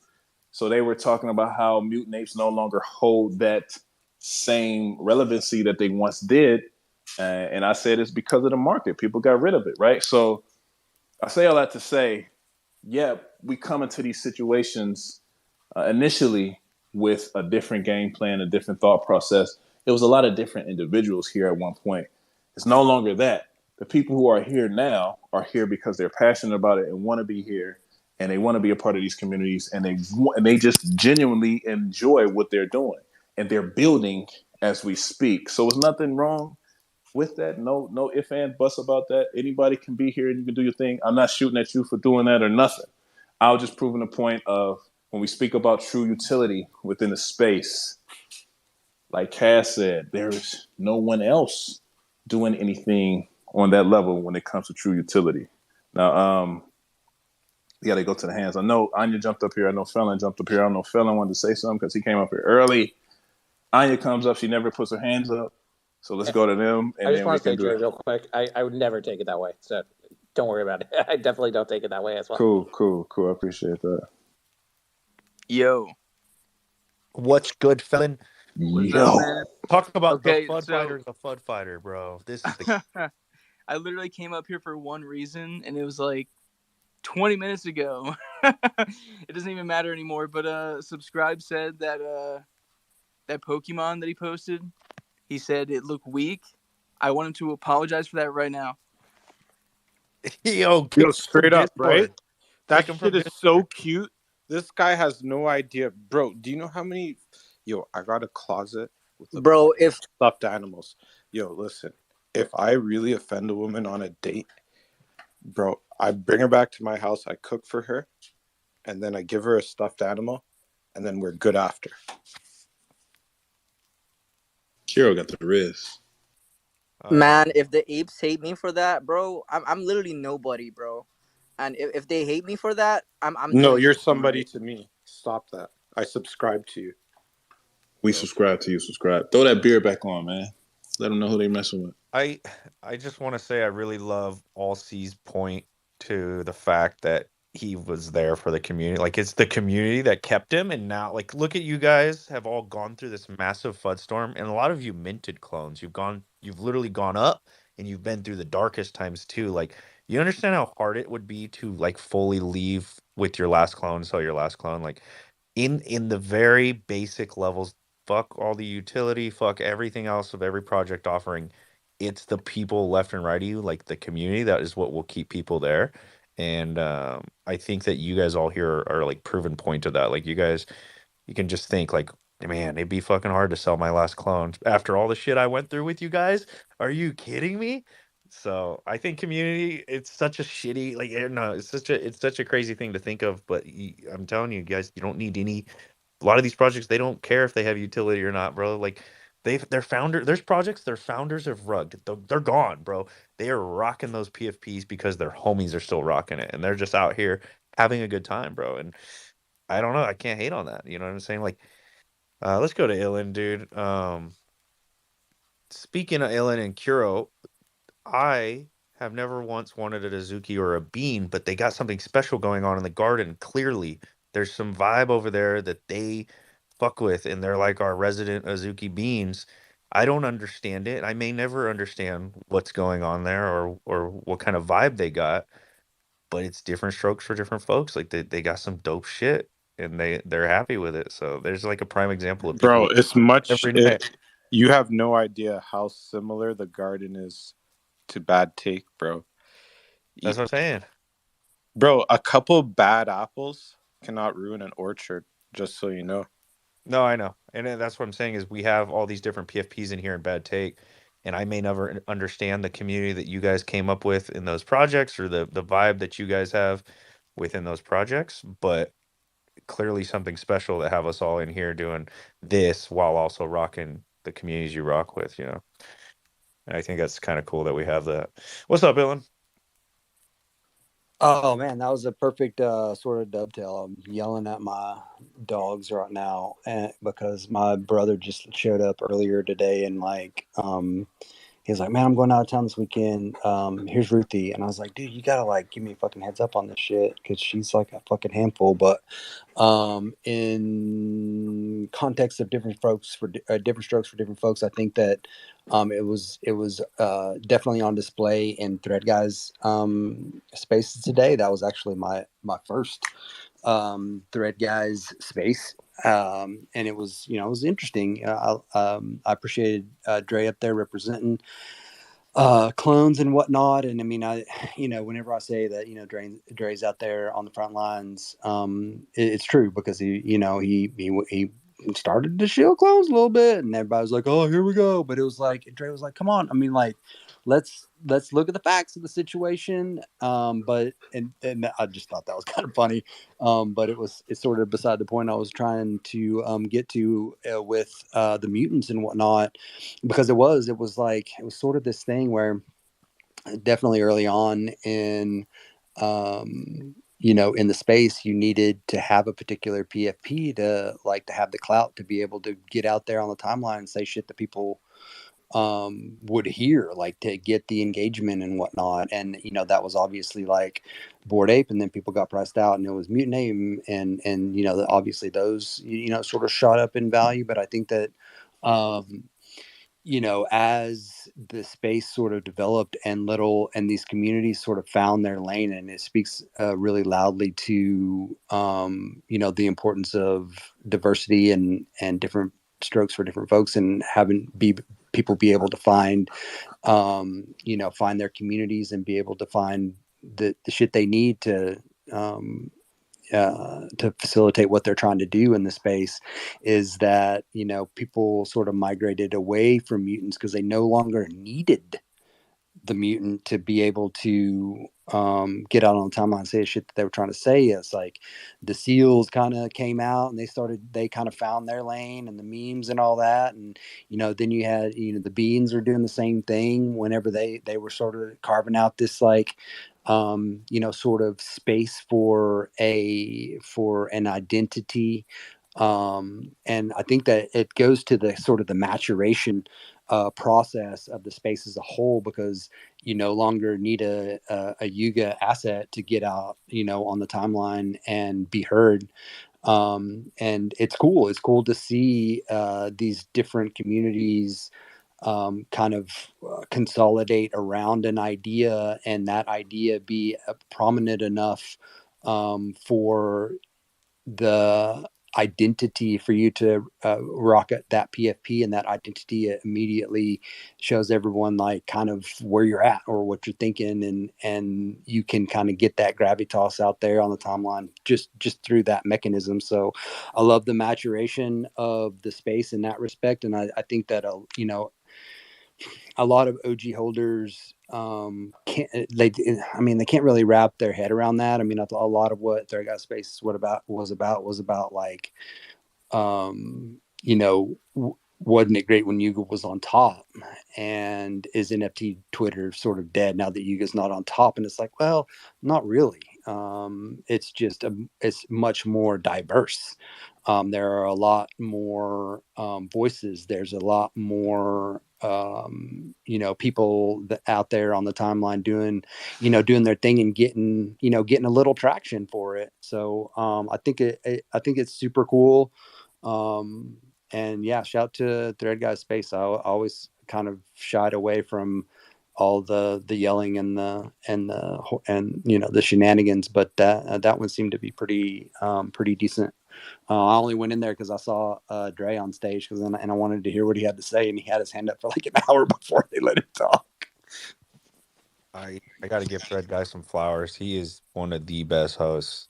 I've been in a lot of his spaces, and he has never like faltered on his morals. He's never take bribes. He's never like done no shady shit. Like, and he hosts really well. And those morning spaces are meant to like get the blood going and kind of get hype and kind of talk about like really controversial topics. But he's actually definitely one of the easily the best hosts in fucking Web3, dude. He kills it. I'm glad you got to go in there, man. And Dre did get up there and make some fire points today. Anya, what's up? Hey, you were making fun of me because I didn't, I never raised my hand, I guess. So I'm sorry that I never raised my hand. Which house? The marker? We're gaming right now, so that's why you're hearing all this clamoring noise. Where are you? We're in the game room. All the kids are asleep. You have a So yeah, we have a game room, and so Jason's playing Fortnite, and I'm playing Zelda on the Switch. And this is our Friday night, yeah. Zelda for fun. I've never almost FOMO'd into a game. Never played Zelda, but yeah, it looks fun. No, it's really fun. But no, I'm just happy to participate in the conversation. Thanks for having me on stage and letting me engagement farm. I'm just kidding. I love you guys. Ask him if he's trying to catch the smoke in Fortnite. No, I'm just playing. I play on a Mac. If you guys don't know, if you play on a Mac, you only get put up against other Mac users. So you can like just smash everybody because you're not playing against a lot of good players at all. So it's a cheat code. Play on the Mac. He's playing on an Xbox, and he has a team that he plays with. So he's like, got friends that they always get on, and they crush it. So it's fun to see. I wish I was that good. Do you have any takes on getting attached to the community of a project, despite what the floor price is, or despite how high or low it goes, despite what's going on? You get kind of attached to the people around you more so than anything else. Yeah, I mean, I definitely agree with a lot of the sentiment that was already expressed. Like, I feel like you have to find like what your vibe is. And I think really early on in the community when we were all participating, and it was like, the early, when you're early in a project and you just absolutely are addicted to like the vibes that are happening, it's hard to leave. Like, and it can be kind of like a piece of your soul, that you have to like lose. And so I feel like, once you find something that just is more your speed, and I feel like also maybe humor has a lot to do with it as well. I feel like I genuinely enjoy like the wit and like the humor that comes out of a lot of the community members. And that's like something for me, like that I get out of it. And I just love being here. Like I genuinely enjoy a lot of the people that come through, and that even people who've existed like OGs. And I am a little, I would definitely say that I'm a case of being in a bubble. Like, I wish I wasn't, but I don't have like the liquidity to be able to be like in like and explore like other communities. I certainly wish I was able to. Like I don't think I'll ever be able to be in the Azuki ecosystem. But I certainly find them to be very, from what I can tell, like very similar to the vibes that we have going, and some of the sentiment that we feel for the people that are here and for the project and everything. And so it's hard, to kind of go outside of an ecosystem that you have established yourself in and gotten to know a lot of people. One thing I would recommend, though, I mean, I think a couple of people had already kind of said this, though, is being in spaces really helps to take down the wall of, existing within a certain corner of Web3. I feel like it definitely removes some of the uh, maybe biases like that we have for where we are, and so being in like the spaces and space hopping, which I don't do so much maybe lately, but back like maybe a year and a half ago, to a year ago, I was like obsessively jumping from a lot of spaces, and that has really helped me personally to be able to connect with other people in other communities and other projects, and then just learning, like, because the space moves so fast, it's hard to be able to absorb information without being like putting yourself in a situation where you may even find yourself to be uncomfortable because there's a lot flying at you. There's a lot of different people that are coming in. There's a lot of news that is happening. There are a lot of people who are very loud on purpose, like for the attention and for the drama and everything that exists.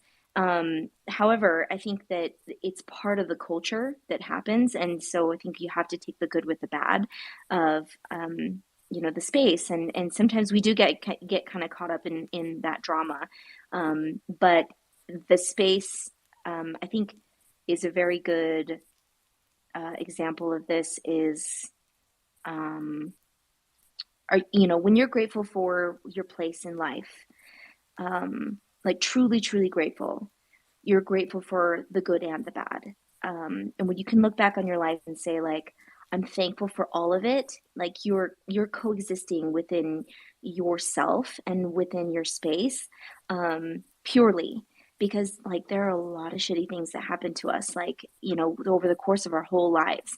And I think when we can embrace it and say, like, I'm still grateful for all of it, like I wouldn't take it any of it back, and put ourselves there, I think that really sits perfectly within the ecosystem right now because it's so messy. Everything is always changing. And I think if we can appreciate the journey, it's going to give us a lot of appreciation for where we are, when everything kind of does settle at some point. Because we're like, we're all the people like in the garages building and like, like just it's absolute chaos all of the time. And I think we live in it now and it doesn't maybe feel like chaos all the time, but I think we're gonna look back on it in like 5 years and be like, what the frick were we thinking? Like, like doing all of this stuff, existing with all these people and all these projects, and we're just wild. And I mean, maybe, and I could be wrong in that timeline too. It could be much farther out. Who knows? But yeah, so that's kind of my take on it. I'm sorry for how long-winded that was, but that's kind of my take. Nah, I'm glad I got you cooking. That's what we needed. That's what we needed. I always wonder how the MFers that hold projects but like don't come on Twitter and don't check anything, they just got it and they're just like raw dogging life without ever wondering what's going on. Like how do they do that? How do you hold all these crypto NFTs but like not check in, not stay in tune with what's going on? Maybe it's just me. I like to be pretty close to my investments, especially when they're more volatile and risky. I want to know kind of what is going on in that Maybe space. language is one. Like when I was in Seoul, a lot of holders actually had clones, but like they're still not aware of anything that's happening because they don't use Twitter. Yeah, no, there's a lot of English speakers as well. But yeah, that's a great point. That's a great point too. But I personally just with crypto in general, I've always been pretty close to my investments. I try to stay on top of the news. Like I keep track of everything, and and the space is volatile.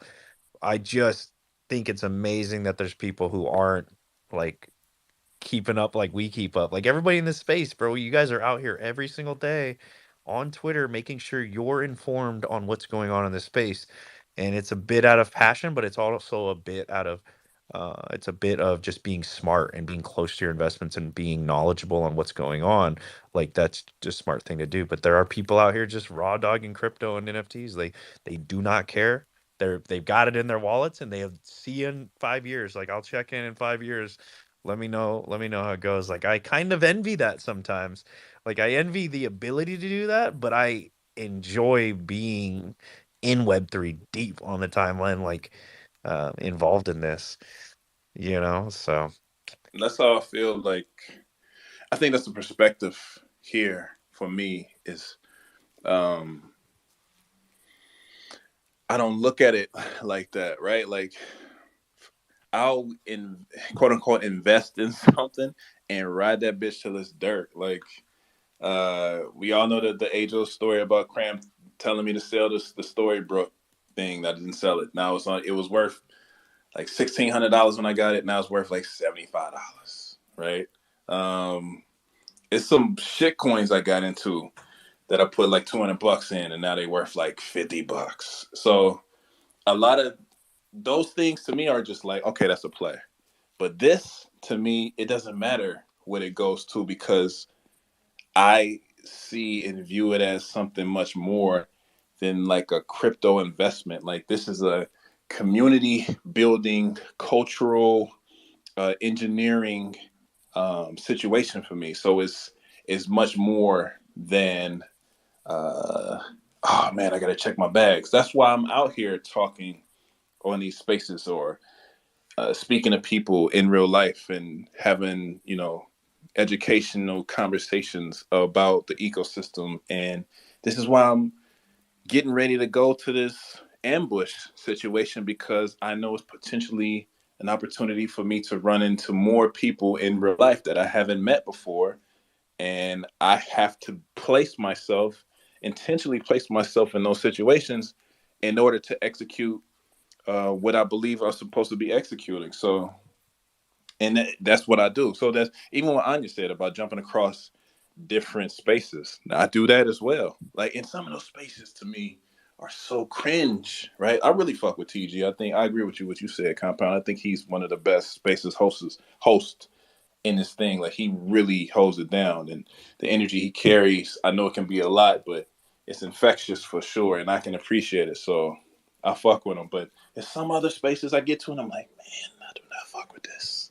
Like people hit me up in the DMs asking me to come. Yo, come through. Make sure you come through. I love this.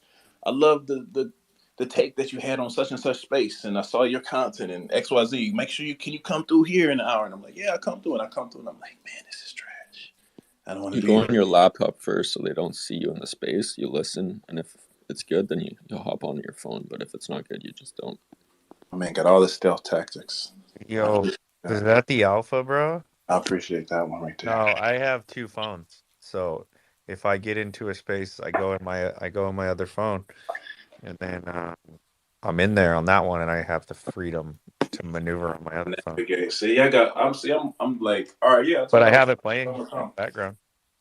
You know Yeah, what I mean? sorry, this one. That's what I needed. Up, thumbs up. It makes sense now, but that's I do want and I do cross pollinate just to understand more. Like jump into these group chats with Azuki just to understand more because I don't know shit about them, or I'll pay attention to what other people are doing just to understand more because I too am very loyal when it comes to when I say this is what I'm doing, this is what I'm doing, and that's what I stick to. So I'm not really looking if even I would say if ETH wasn't a thing and I had an option to grab those things, those other communities, can't even say I would. If they say, yo, we'll gift you one, I'll take it, but it ain't like I don't know if I would say I would be as invested into those projects or those brands as I am invested in this one because I truly believe in what's happening here over everything else.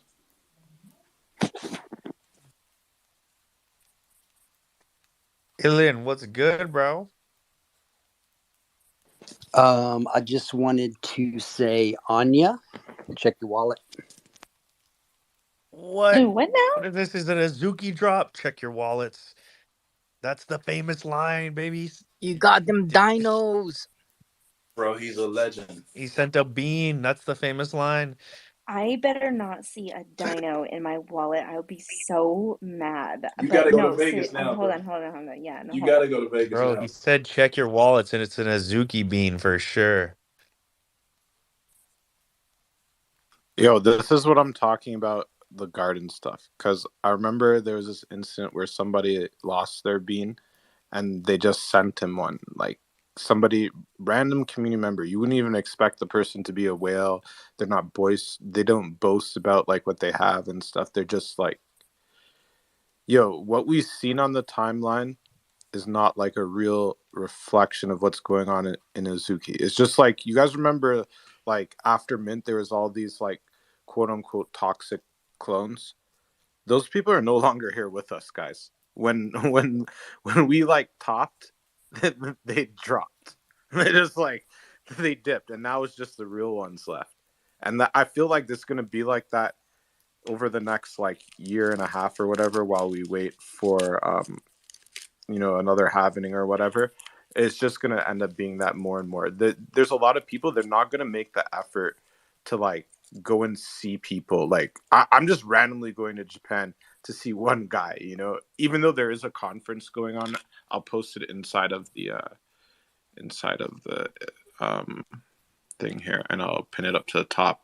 There is a conference going on, so fortunately, OG Kiro is a straight up OG, and he's gonna take me around and stuff, and I'll probably get to see Meryl and a couple other people, which is like, it's kind of a blessing, you know what I mean?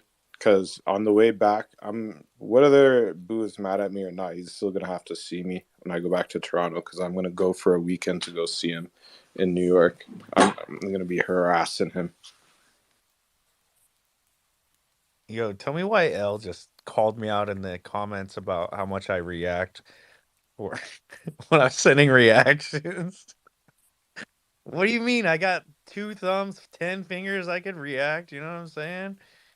Like, I don't get it. Yo, L is so lit. Like, I seen those cause. She took a picture of the bored apes, but that wasn't even the highlight of that shelf. It's actually the shoes in the back. She's so savage. Like, yo, we're so lucky to have each other, man. Cause like, I can't talk to any of my real world friends about any of this stuff. It's never gonna work. Nah, dude, my I'm girl. gonna call up homeboy and be like, yeah, I tried to onboard a specific rapper from Toronto into the clones. This guy told me I'm an anime sex doll addict. I was like, I'm dead, bro. Who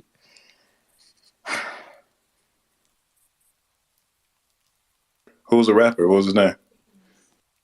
His name's Aubrey. Yeah, right. Is that a Six Buzz rapper? Yeah, he once upon a time had a comeback season. Kim Kardashian had a comeback season. So did I Show Speed and the little guy that couldn't get his Uber Eats off the top of the gate. That was wild. Get a step ladder, my boy. Why would you publicize that you can't get it? Every time now they're gonna put your food up there until you get a step ladder. That's wild. Ellen, thank you very, very much. Thank you. I am wholeheartedly You're in the very garden now, grateful. darling. You're in the garden now. I really appreciate you. That was so kind. I'm honestly very taken aback. That's very, very kind of you. I appreciate it. I just posted it and I pinned it to the top. I'm sorry, Compound.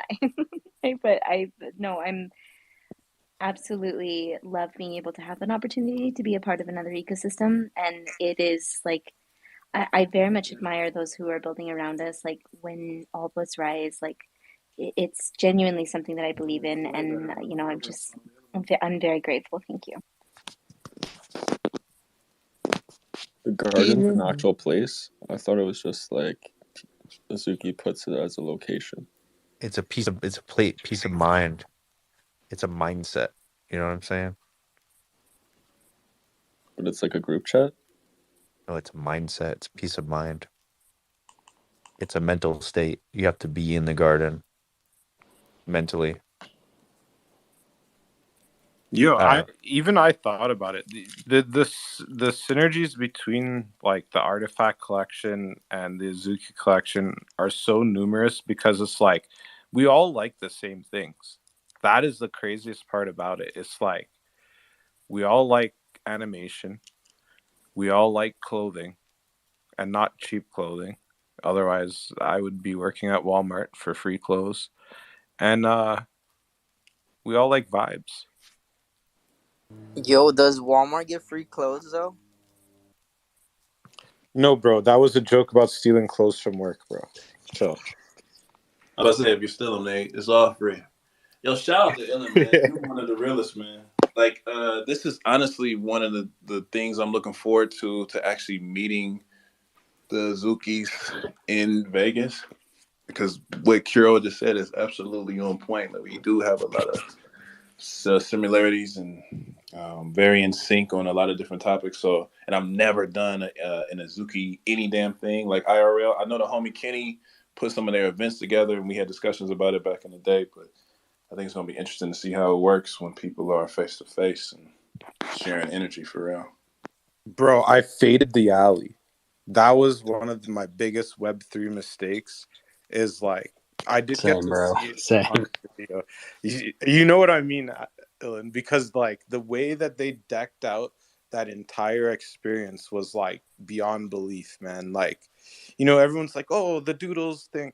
The Doodles thing was cute. The one in Austin, because I couldn't travel before, right? So I'd watch them on like I have friends in Web3, obviously, and they would like FaceTime me when they're at these like activations, and like I kind of like faded it at first, and then I went back to like ask my friend to so she would send me the video recording, and I really took a look at what was going on and how intricate it was, and then that's when I realized two peas in a pod. Two peas in a pod. Nah, Kenny and them, they went all the way out on the whole ordeal. They was giving me the breakdown of the IRL schematics and semantics, and they put their foot in that shit. So it looked amazing. So I'm Bro, really imagine intrigued to see how it's gonna be. I was offered a Zuki whitelist and I faded it. I'm like, an anime project. I already went through this with Oniforce. Now I regret even selling my Oniforces because like they have all these cool things that are coming with Oniforce. Like, yeah, I saw that too. A lot of good people behind that shit, right? Like JR is like a good friend of mine, and me and him had a discussion when everything was going on, and like there was like a little bit of internal turmoil with the team, and things were not like where they should be and stuff like that. And like I told him, I'm like, I'm gonna sell this and I'm gonna go fund a bunch of artists. He's like, do it, bro, please do it. And I was like, what the fuck? This is the founder of the project. It's just because like there was a lot of weird stuff going on in the Discord at that time. They got psyoped, basically, is what happened to Oniforce, which sucks. Because it's not like a good psyop like merging worlds. It's like the bad kind of psyop, like the not great stuff. Like the subscribe kind of speech. No, no, what? there's a difference No, between stop fudding confusion. subscribe. Who is this clone that's talking like he's subscribed here, and then fudding subscribe? I don't approve of this. Guys, I gotta call it a night. Dre's about to go out. I gotta spend some time, with the lady. I think you all should spend some time with your significant others. Anya, keep gaming. Spend some time with your families. Um, Maybe we'll do a weekend space, like a chill day space. Try to catch the Euros. You know what I mean? The Euro squad. See if they pull up. I appreciate you all tonight. This was actually one of the best conversations we've had in a while. We got so many different perspectives. Thank you to all the new speakers. I haven't got to say hi to Rose, so I'm gonna do that. I cannot go into the weekend without at least saying hi to Rose. Rose, how are you doing? I'm doing homework, I have Web3 homework still. Yeah, it's Friday night. That's what I do. But no, I'm excited. I'm working on a website for a project of mine, and I think I finally cracked the code, so it feels good. But no, just listening. Just so happy for Anya. Thank you, Ellen, for being so kind, like she's in the garden. It's amazing. The bridges will be built so much quicker with Anya in the garden, honestly. So yes, just love listening to all of it tonight. Yeah, I'm gonna get you guys to my ladies. Don't worry. Woo Yo, them wee. things are a couple ETH right now. Like, send one over, bro. Rose, Wee. did you I'll have write the another. hard hat? You gotta I'll get have that another in there. clone in no time. I know. I'm flipping that bitch like pancakes, flapjacks. Shout Bro, out to Hey, Rose. if I could sell like the other two that I had, the other two I have left, and they're Emilio, because if I could find my ledger, no, bro, I would have the most gorgeous like Murakami dripped Divine Angel as my PFP for Kiro Fund. That's kind of like what I want. Like I wasn't lucky enough to mint any Murakami, so I haven't like tried to acquire any yet, and I think the time is coming up because it's gonna run away from me at some point. That's a fact. Me too. I'm thinking that day by day. But shout out to Rose for being the newfound model for Sam's Code and going viral. It was good to all see right. yourself put yourself out there. That was fire, man. I've never seen code rocked better. Me either. I've never seen Code look so fancy. It's art. I had to reply to him to say his code is art. So proud to rock it for sure. I need to study it. I literally grabbed it out of the bag just because we were going to go play tennis, and I'm like, oh, I'm going to wear it. And it's not even the right shirt to wear for tennis because it's too thick and too hot. But I had to take the chance. It's kind of my debut back to playing tennis. So thank you for the love and the attention on that post. It was great to get Sam's response on that. But yeah, just fun to get it out there. And drip we trust, right? I was late to do it, but I thought, heck, let's just do it today. Never late, right on time. We're gonna keep it going until everybody gets their own thing. We're gonna keep it going until October when the Air Force Ones come out. So right on time. Yep. Get your posts on the timeline, tag in drip we trust, and we'll all retweet it. We're gonna get them artifact wearable or sorry, them not merch. Luxury fashion. Luxury Luxury garments. garments on the timeline. All right, guys. We'll